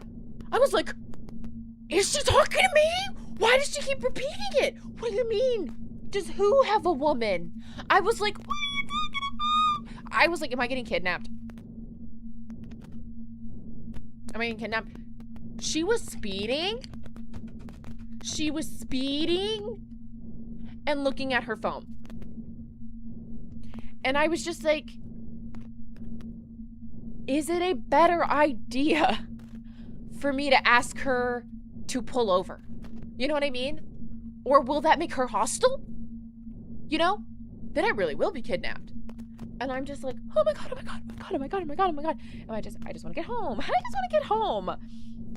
And then she goes back to talking to me about like, it's like not worth it to drive certain places at certain times and blah, blah, blah. And I literally cannot tell what she's saying. Hi, Lakewood Hospital. I think you're well within your rights to report to that to Uber, so she either gets fired or doesn't do it anymore. So here's the thing, Lacey, because I had the exact same thought. Okay, so I did get home. I recorded the entire drive. So I do have that recorded, if it comes to that. But I was terrified to report her because she freaking dropped me off at my house. And I was sitting there being like, there is a very big issue in this rating system when you're not going from like 2 locations that aren't your home. Like, if I hadn't been going to my house, it would have been immediate. You know what I mean? Hi, Angel. But she drove me right to my door. You know what I mean? Like, she drove me right to my house. She knows exactly where I live. And I was just like, this person is wild. And she had signs all in her car being like, leave 5 stars. If you need something, tell me. And I'm just like, I just should have told you to please get off your phone, I guess. I don't know. Because in my head, I'm like, oh my God, I just like, you have to understand. I just wanted to get out of the car. But yeah, so I don't know. I might, but I was just like, I'm so scared. Like, I will have to like contact the Uber people and be like, can you make sure this is an anonymous report? I need you to not let this person know who I am. Because she knows where I live. She dropped me off at my house. You know? I mean, maybe by tomorrow she won't remember it, depending on the state she was in when she dropped me off. But I was like, I need to wait a minute before I say anything because I need to like be like, I cannot have this person know. Company contact email. Yeah, you're probably right, Jason. Yeah, but yeah, in that moment, I was just like, I'm pretty sure when you report it through the app and not the rating system, they keep you anonymous. Okay. Ew, Lacey, that sucks. I'm so sorry. Why are men disgusting? I guess I assume it's a man. I have no idea. Either way, why are people gross? I lucked out and had a woman both times in that sense. I have had some pretty wild drivers in the past. One asked me where I was going, which I think is already just, like, too much. Like, if you know, like, sometimes I'm going right to the movies. It was, in fact, a man. Well, how could I tell? You know, sometimes I'm, what was I saying? Like, if I'm going to the movies, I think it's an appropriate question. Oh, what are you gonna go see? I think that's fair. I think it's an appropriate question. But, like, if you're a driver, you kind of do know where you're taking me. So this one time, this guy asked me where I was going, and no, not one. You better give me more. I need more memory packs than that. To skip a whole level, want 3 cards?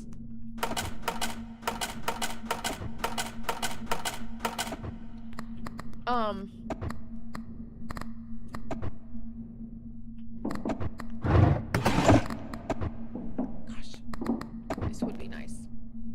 I don't know. All right. But yeah, at this point, I was on my way to a therapy appointment. And he was like, where are you going? And so I said therapy. Let's go. Oh, the game is too loud? Sorry. I'll turn it down. My B Holmes. And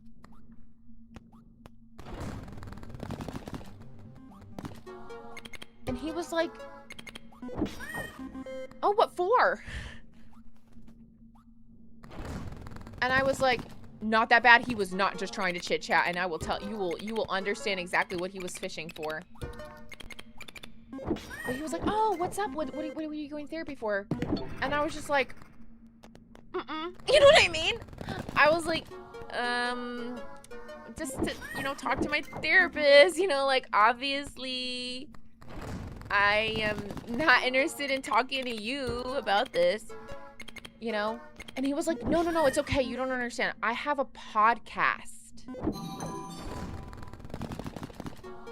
Like, right after I drop you off, I'm gonna film an episode, or I'm gonna record an episode. I just do it right on my phone. And I'd love to talk on my podcast about,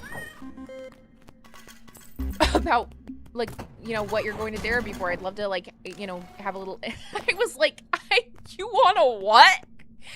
You would like a what? You for what? You want, come again. I know. And he's like, no, it's okay. I do it all the time. And I'm like, baby, that doesn't make it okay. That was Sigmund Freud himself, reincarnated. I was truly just like, I was like, I do not remember. I probably blacked out. I have no idea what I said to this person. Because I was just like, what the heck do you mean you want to talk about it on your podcast? Like, well, don't do that. yeah, he's like, oh yeah, I talk about like mental health stuff on my podcast. It would be totally, like, he's like, oh, don't worry, because this is like a thing that I normally do. And I'm just like, not cute, not good thing that you normally do. Stop normally doing that. That should be so out of character. People should be concerned when you utter those words. It should not feel normal. So yeah, I was like truly beside myself with this person. I was just like, oh, what are you talking about? It was quite... Did you just hear a gulp? That's right, Burb. I am talking about him in my podcast. He never could have suspected that things would turn out this way. I will not risk it all, but I'm so tempted to risk it all.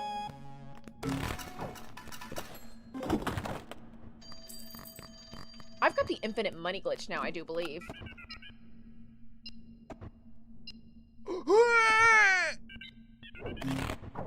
Baby. Baby! A baby. That is looking hot to me. I'm sorry, I'm going crazy. Sorry, What can we get rid of? You? Yeah. Putting you in the drawer right now, buddy boy. I have got the fruit basket. Shut up.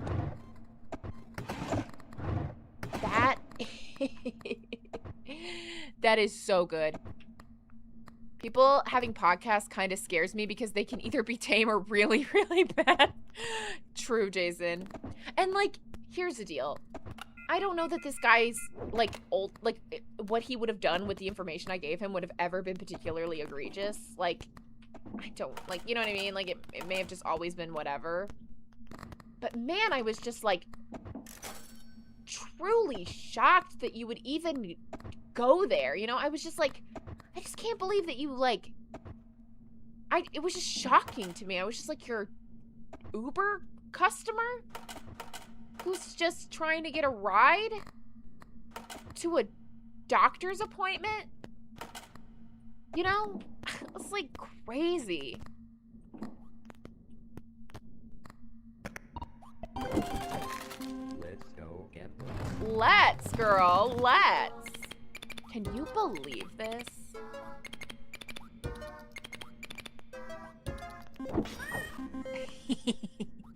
It's infinite money glitch.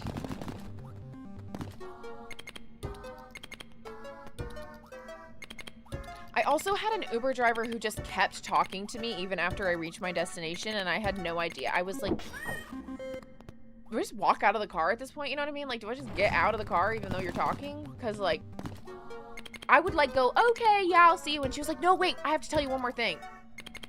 And I just wanted to be like, I don't think you do. If I'm honest, I don't think you do need to tell me one more thing. I think... There we go, Lemons. I think you want to tell me one more thing, but I don't think you have to.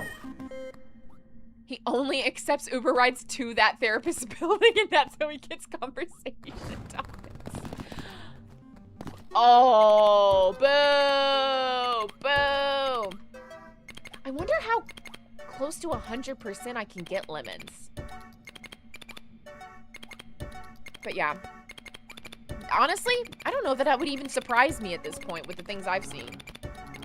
With the places I've been, with the things I've experienced. It's so late and I have work in the morning, but I told people that I would finish this ding-dang run. And I'm gonna do it, darn it. Darn it, I'm gonna do it.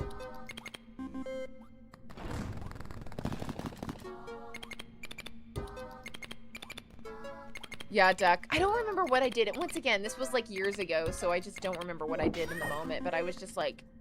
What in the world? I have some... That is crazy. I have some wild, like, luck with Uber, Lyft, DoorDash, all those things. Not to sound performative on Maine, but man, I wish women were treated better.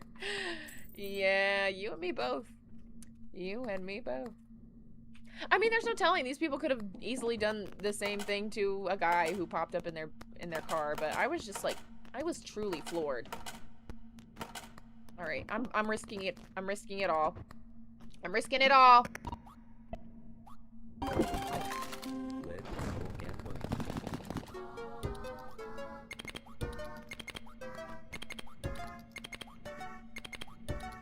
Uber horror story streaming. Honestly. Oh, I didn't mean to do that. Oh well. It was just, it's just crazy. It's crazy what they do. It's crazy what the people will do. Right in front of everybody, you know?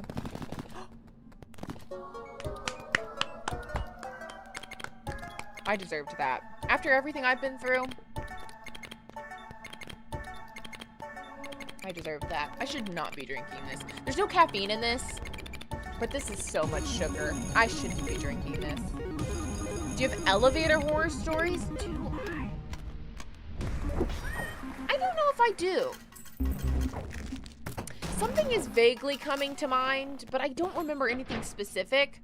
I just hate elevators because I know the soda is ridiculous. Like, this is out of control. This is out of control. Oh, I have another round left. Oh my god. Do I keep risking it all?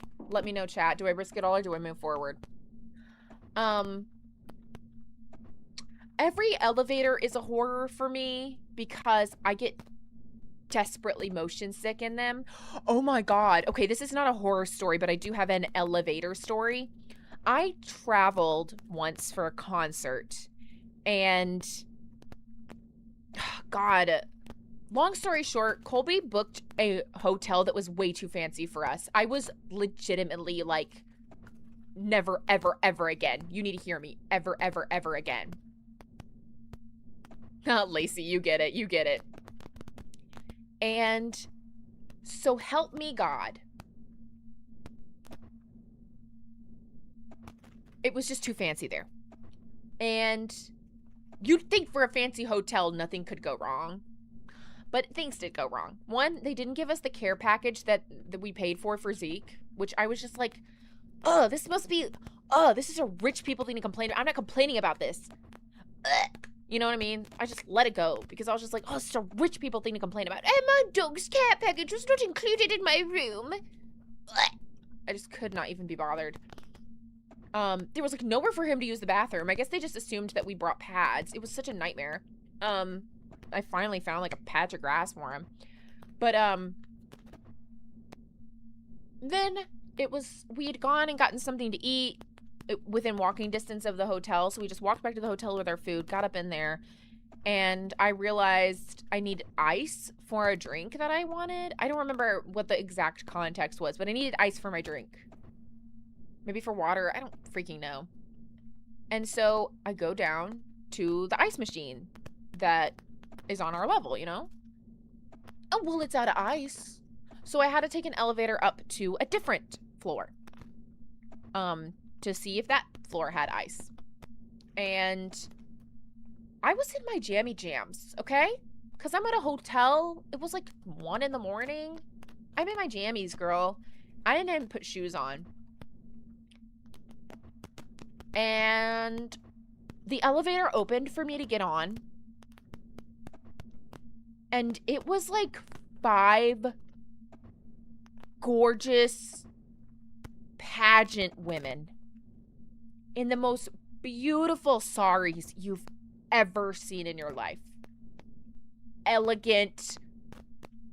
I mean, just like rich. Like dripping. And I literally am standing there in PJs with no shoes on. And they're like making room for me to get on. And I was just like, no. I quickly like covered my feet with my pajama pants to try to hide the fact that I was not wearing shoes. And I was like, it's okay. I'll wait for the next one. No worries. It's fine. I'll wait for the next one. I was like, I am not getting on an elevator with these beautiful women while I look like trash. Oh, not that bad. Yeah, that makes sense. Okay, you guys didn't tell me not to risk it, so I'm gonna risk it. You didn't tell me to play it safe, so I'm gonna risk it. Let's go.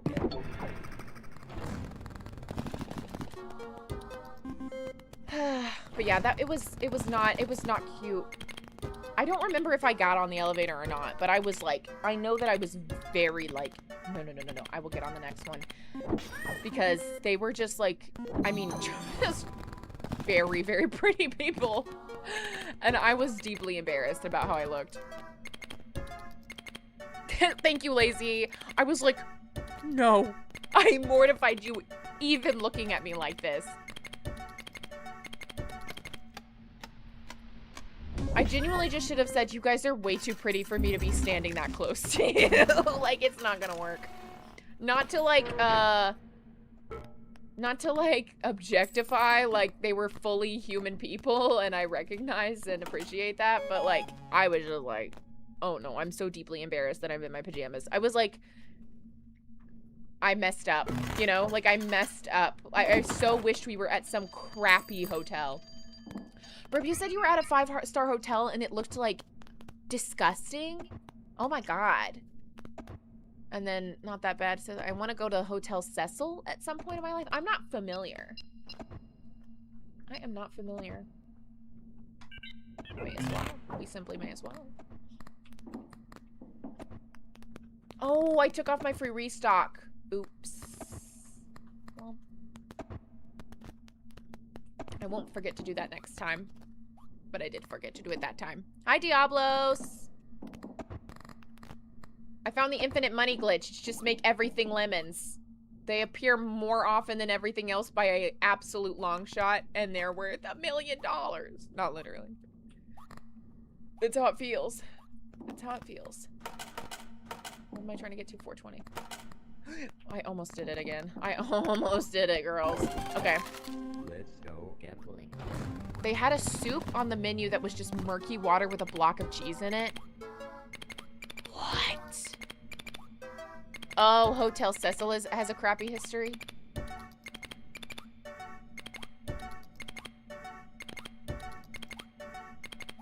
I told y'all, infinite money glitch. Murky water with a block of cheese, eh?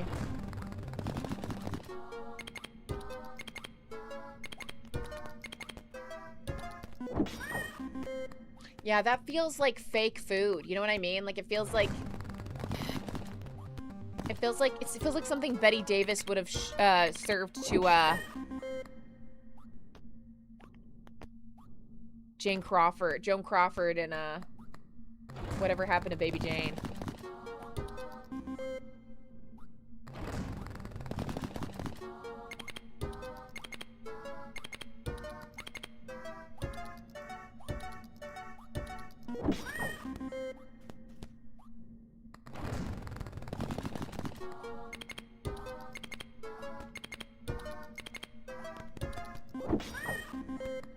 I love this. Right? College? In this economy? What for?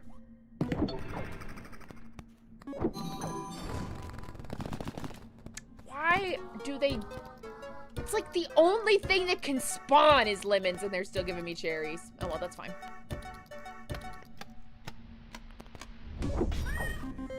Nom, nom, nom, nom, nom. Cosplay conventions, intoxicated people. That makes sense.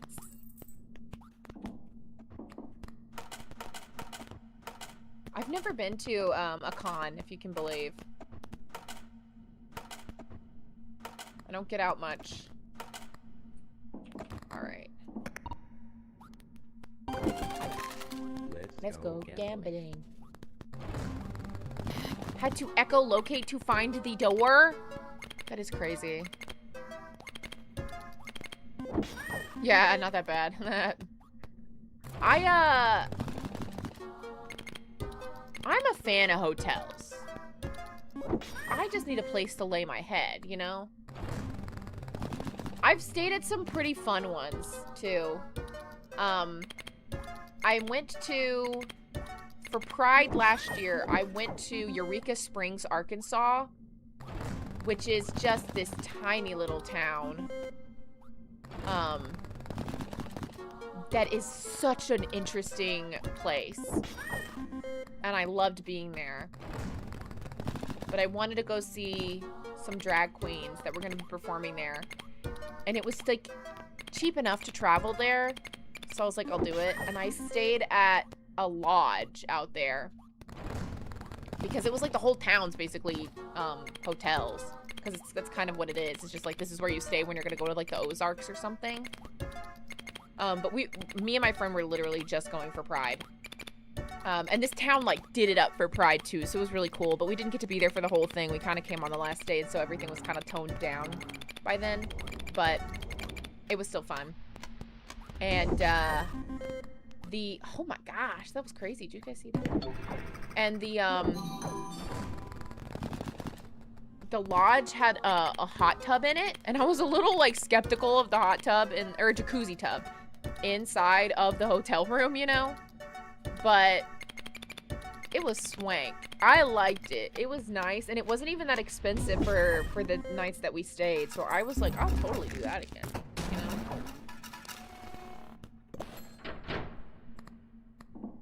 So it worked out. Well, we won't chance it this time. We won't chance it. We'll just let it. We'll just go. Oh my god, 15 billion? Is that what that said? Girl, I need a freaking skull piece. I need a skull!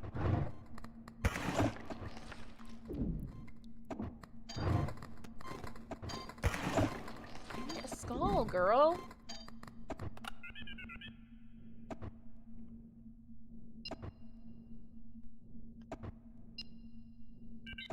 I'm gonna do this once. Oh. God, that's expensive! Oh my god, I need to remember to put my horseshoe on next time. That is crazy expensive. What the heck? Gosh, I want a bibble so bad. I want a bibble. Or a skull piece. Or, sorry, not a skull piece, or a bone. I don't know, I don't know, dude. I don't know why it's that expensive. That is absolutely ridiculous, quite frankly. If we're doing good enough on money, I'll still do it because I really want to get a bibble or a bone. Bibble or bone, girl. I need a bibble or a bone. All right. We're way off though. I don't know. We'll see. Let's go again. I know I need that key.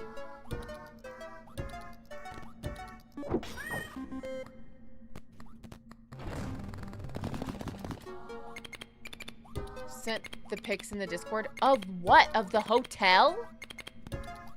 Clavis! Yeah, it's ridiculous. It's bad. I was talking about the Backrooms earlier, but we're done doing that now, and so I'm finishing up this run on Clover Pit, but it's not happening. And I really should go to bed, because it is almost 3 a.m. where I am right now, but, the lemons! Wait, go to the Discord, will it stop this? No. Oh my god, this is a hotel? You are joking! Burb, you are actually kidding. This is diabolical. You were in the Backrooms. This is that. Oh! Oh, dear Lord. Heavens to Betsy. That is miserable. You should sue. And there's the soup. Okay, I was picturing way more broth.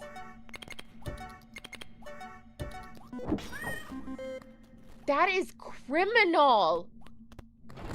They should be criminally charged. Why is it in such a strange bowl?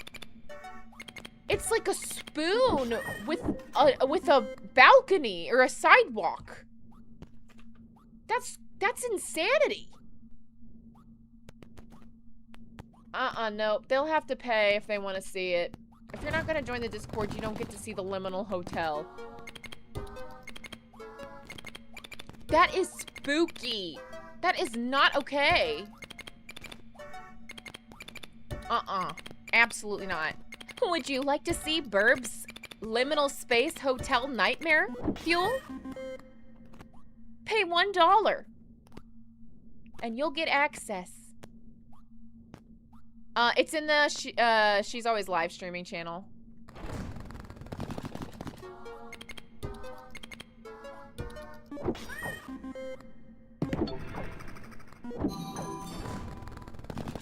Oh, there. Oh, there we go. There we go. There we go. There we go. There we go.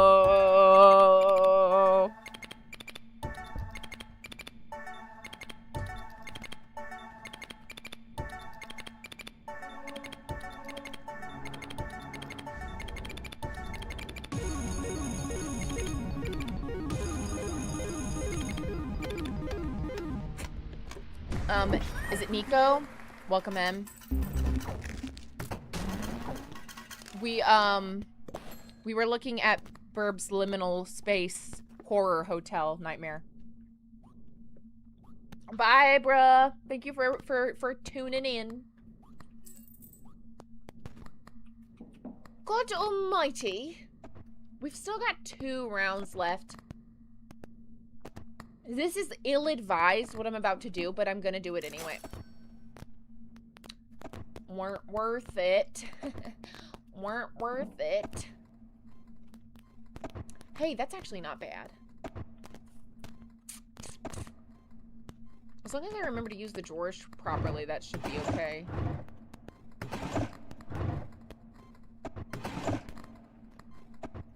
I could buy that as long as I remember to use the drawers properly. Well, no, I shouldn't do that, actually. No, I can't even have that. Okay, well, this was not worth it.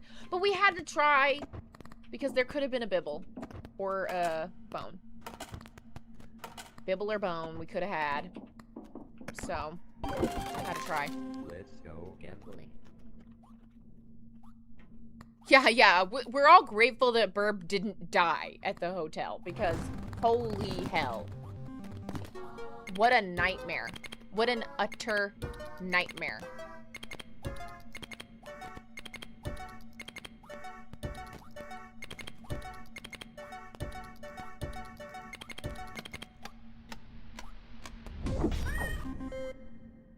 Let's go.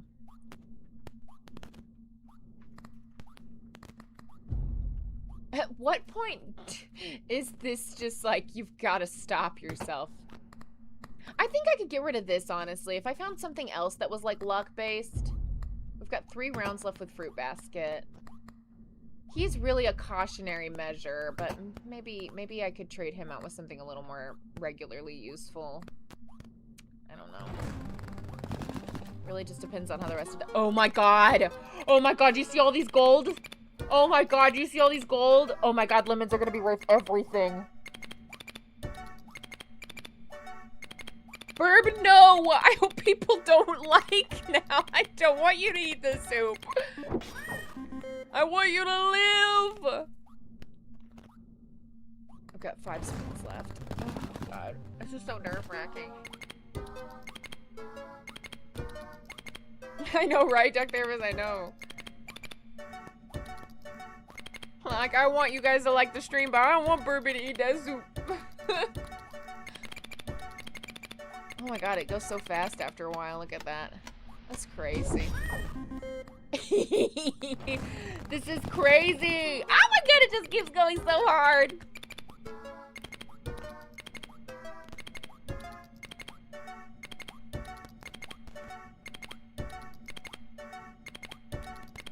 This should be illegal. And it is in some states, isn't it? Dang. I hope nothing goes wrong. I sure hope nothing goes wrong. Okay. I think we're good. I think we're out of the woods. When life gives you lemons, ball. We ball. When life gives you lemons, we ball. God, this is nuts. Mother Mother, this is a band. Funnily enough, this is the band that I was going to see when I went to the fancy hotel that had all of the beautiful women in the elevator. But, yeah, Mother Mother. My, like, favorite band of all time. Oh my god, I still have a spin.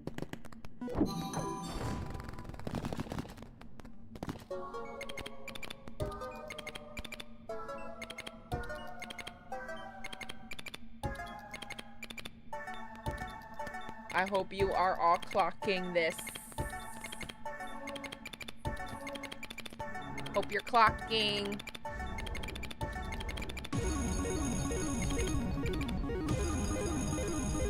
My Chemical Romance is a good band. It is. They are. Oh, I said it is. They are a good band. Oop, there she went. Okay. Quickly, before I move further, I'm going to equip that. What? What?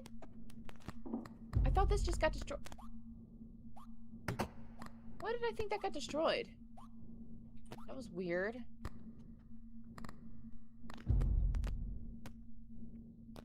Okay, I'm gonna put this in the drawer and pull out. Yeah.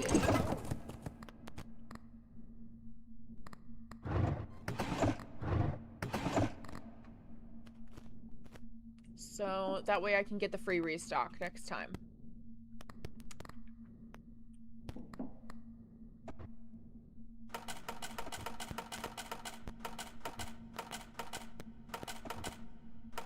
Or should I have one more round I didn't even realize.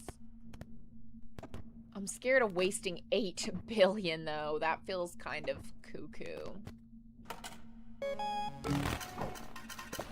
There's so many tickets at this point.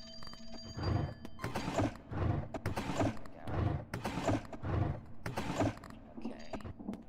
Hold on, wait. I gotta get rid of.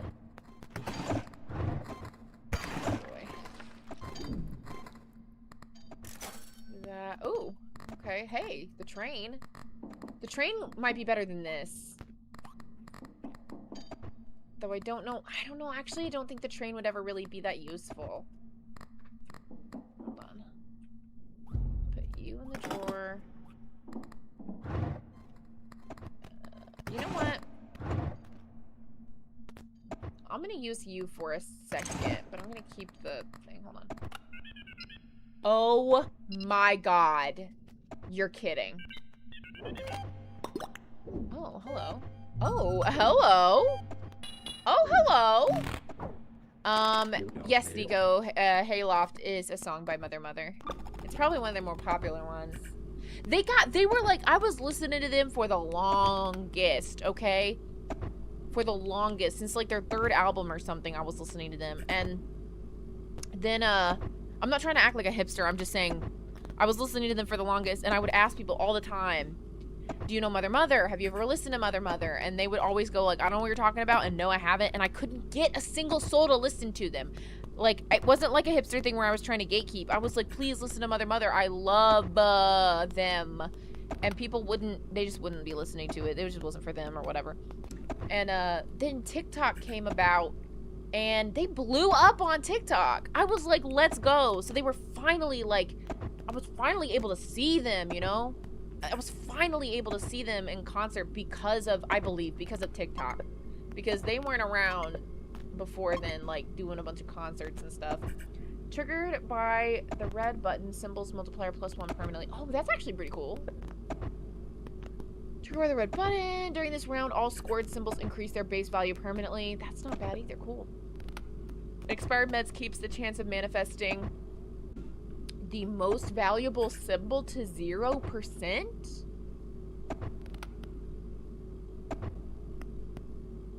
Why would you do that?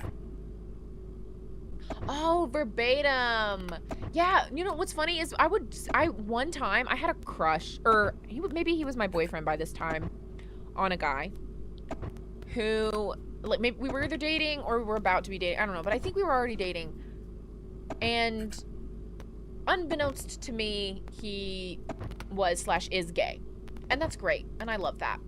But at the time, didn't know this. And I was like, to him, I was like, oh, have you ever heard of Mother Mother?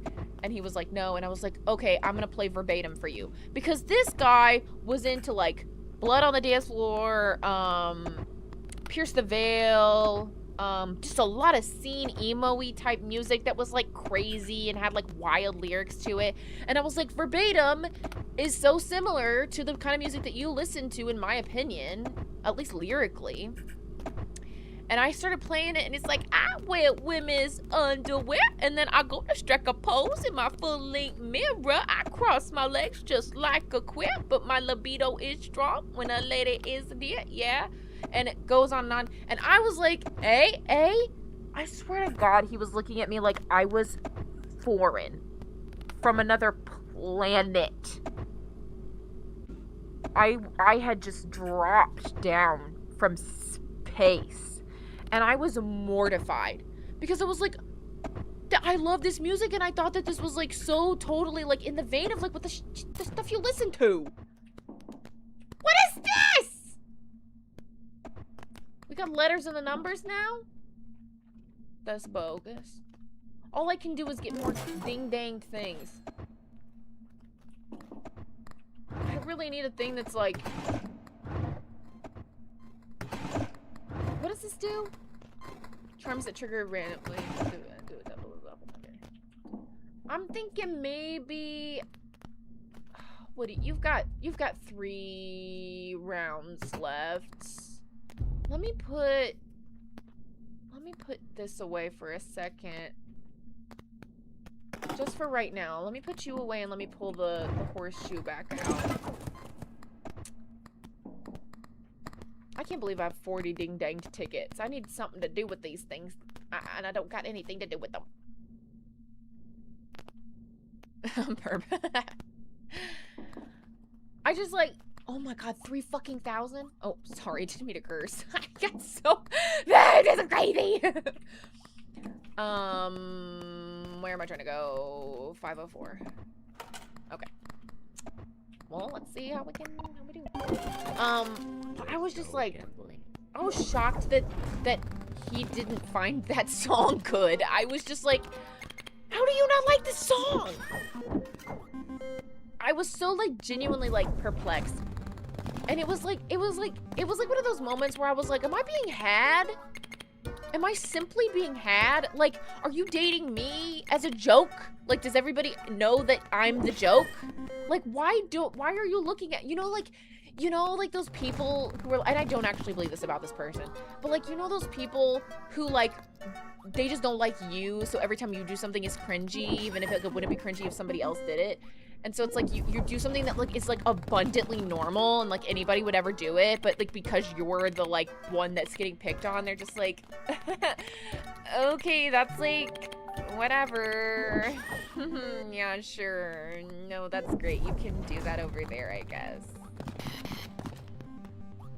And that's how that moment felt. 16 months! Thank you so much for being a member for so long. You an OG Spark, really, at this point. But yeah, I felt like an absolute fool in that moment. And I was just like, okay, never playing verbatim for another person ever again. So the fact that you've heard verbatim makes me so happy, because I feel like it's underrated. They didn't play it at their concert. I have the set list from their concert, and they didn't even play everything from the set list. Let me switch some things around. Well, somebody also overheated. Had to pick up a second job. Oh, Harrison, I'm so sorry to hear that. We're limiting it up. We are limiting it up. It's 3 in the morning. I should be in bed so bad. I'm not even tired. Thanks, Burb. That person, my ex, because he was gay. I mean, we should have broken up, you know. He is now happily married and a Disney adult. Lives in Florida. Does the whole thing. And I'm so happy for him. I really thought that I had a chance. Like, for the longest time, like, we broke up and I didn't know he was gay even after we broke up. And people would be like, I thought that guy was gay. And I'd be like, how could he be gay? We dated. Like, my brain was just like, why would you date me if we're gay? Why would you do that? It's so stupid. But yeah, no, yeah. Truly, living a millennial's dream life. I am not a Disney person, I have to be honest. Like, I mean, I don't hate it with some kind of fiery passion, but I was just like, oh, we would never have made it. Because I'm not gonna be a Disney person. But yeah, I was just like,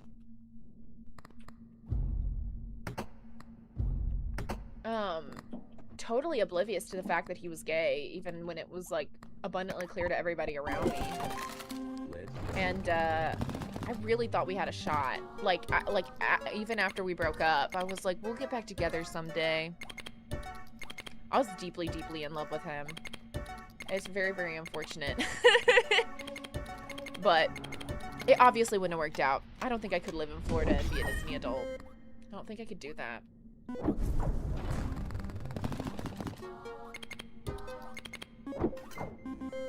Not to say that I'm not happy for him, though.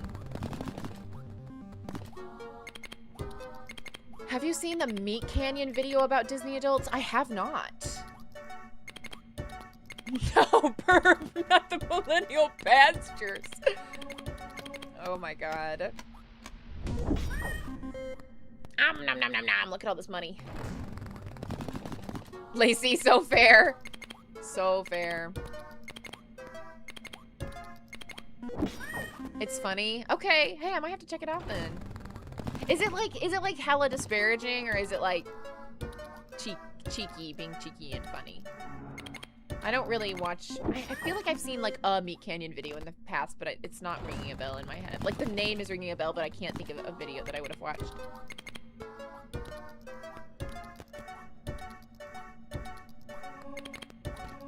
I just don't like watching things that are like overtly mean-spirited. Like I just get to a point with it where I'm just like, can't deal with it. I just feel like I'm getting angry or feeling bad.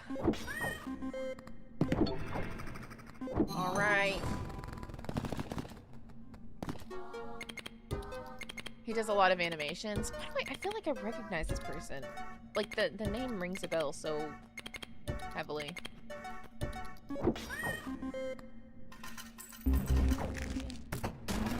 I don't know if we're gonna make it past this one, folks.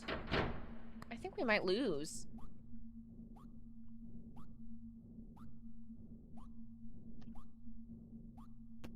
I think I've seen his shorts before. Yeah. I've definitely seen the shorts. I don't think I've watched a full video. I'm totally, that's how I know how brain rotted I am, because I watch YouTube shorts. Oh, guys, are we gonna get there or no? Anxious. I'm a little anxious. We'll just hope to heavens. Hope to high heavens that we will make it through. It's our last round with these guys. We shall see. Let's go gambling. Not YouTube shorts. Just can't stand videos that are just people judging and making fun of other people's interests. Yeah, exactly, Clavis. Exactly. I get so, like... Harrison, that's true. I think I would agree with you.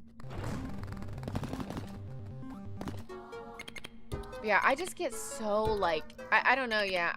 I get to a point where I'm just like, oh, these are just people, you know? Like, they're just people doing what they do. It's like the phase I went through where, like, I learned what furries were and I was not judgmental. You know what I mean? Like, at some point you learn, you know? And I was just like, oh, interesting. And, like, the person who, like, the way I found out the person was, like, expecting me to get really judgmental. Thank you, Burb. And I didn't, and I think they were, like, pleasantly surprised and, like, oh, thank goodness kind of thing. And so I was just like, okay, yeah, it's just this thing. And then you know, the zeitgeist kind of builds around this whole thing about it being like this horrible, horrible thing, or like so cringy and stuff like that. And so then I was like, oh, maybe it is cringy, you know? Maybe this is something that I should be like more judgmental of. And there was like a lot of nuance to this too. I didn't just like make a decision overnight or because someone told me to or whatever. But like I was just like, oh, is this like bad? Like I misunderstood this, or there's two camps. There's like the good and there's the cringe, you know? And like I really got, you know, and people also like really got in my head about a lot of things too that I won't go into here because I feel like it's just not worth it. But it took me like so long to come around to being like, I think this is just a silly thing to ever have any sort of negative idea about. I think it's just like not worth it. You know what I mean? Like, I was just like, there's some things about certain things that are always going to have a cringe response from me. And I won't even say what because it's not worth it. You know what I mean? Like, my body is just going to do the thing where it's just kind of like, uh-oh. I think this maybe is something that I don't think, you know, is necessarily as socially acceptable as some other thing. But like, ultimately, I'm just like, who cares? And who cares what I think? Like, this is such a big thing too, is like this is something that I've come across. I'll be like thinking about something, I'll be like, who the heck cares what I think? Who cares what I think? That's awesome, Burb. I'm like, I'm genuinely like a very judgmental person. Like I, you know, you could call it whatever it is. It's something that I, you know, it's something that I like understand. Oh, we didn't make it. How close did we get? We didn't make it. Dang. Oh my God. That's crazy. Well, we got really far. And I don't even care. We got some new thingamajigs. And we learned how to get an infinite money glitch, basically. Look how far we came. And we didn't get a 666, I think, that entire time.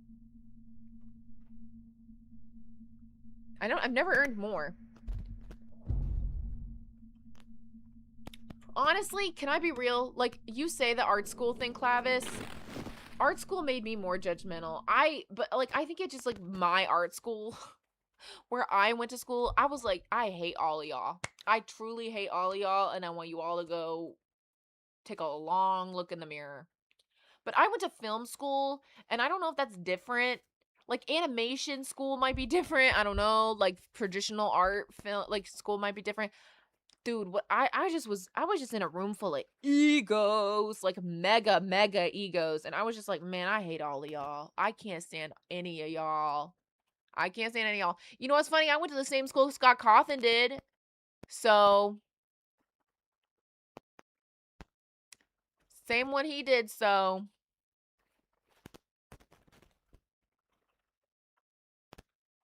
Not the exact same one, but the same. He went to the Art Institute. I also went to the Art Institute. We went to different art institutes, but I didn't meet him. But I coulda. I don't think we were in college at the same time. I'll be real with you. I don't think we were in college at the same time. Even if we went to the exact same branch. But I coulda easily transferred to where he went. It would have been easy. Anyway. What was I saying before? Like, I know I'm a judgmental person. I have to have the thought. I have to have the judge thought and then go, and we put that in our pocket and we move forward. You know what I mean? Like, I have to, like, my brain is just going to automatically have the thought and then I have to reel it in. I have a suspicion Scott may be a bit older. Yeah. Actually, honestly, do we know how exactly old he is? He's definitely older than I am. Yeah. No shot we went to school at the same time. He's 47. But yeah, I just think it's kind of silly. I think it's like, at a certain point, it becomes cringe to cringe at furries. You know what I'm saying? I'm like, why do you even have that much of an opinion about it? You know what I'm saying? Like, it's just like, kind of seems like you're obsessed. Kind of seems like you're obsessed. But I was at Hot Topic recently, and they got these cute little ears these days. Oh, they got these cute little ears. Yes, like Patient 47. They got these cute little fox kind of ears, and they're all pierced up. Oh my god, they're so cute. And I'm just like, man, I wish you were around when I had been in high school, because I would have snatched you up. I would have snatched you up so quick. But I was actually not even allowed to go into Hot Topic when I was in high school, so missed out on that. Missed out on that. I think that's why I go so much now.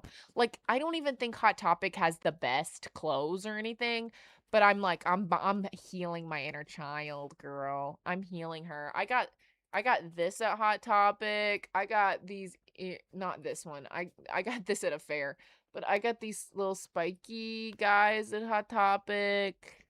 I got these pants at Hot Topic. Look at these pants. Look at these cool sweatpants. Check that. These are cool. These are sweatpants. And they're comfy and they're cool. And I got the chain from Hot Topic. I'm living it up. Your girl's a Hot Topic girl.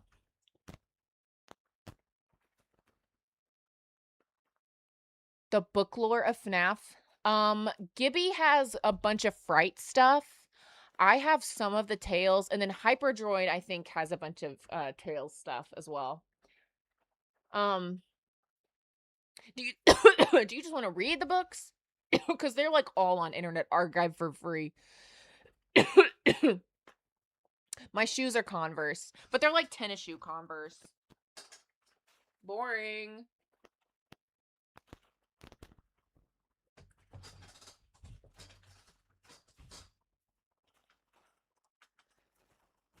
But yeah, Deck Therapist. I would recommend Gibby for Frights. I would recommend Gibby's Horror Homestead. I would recommend for Frights. I would recommend Daco has some good videos.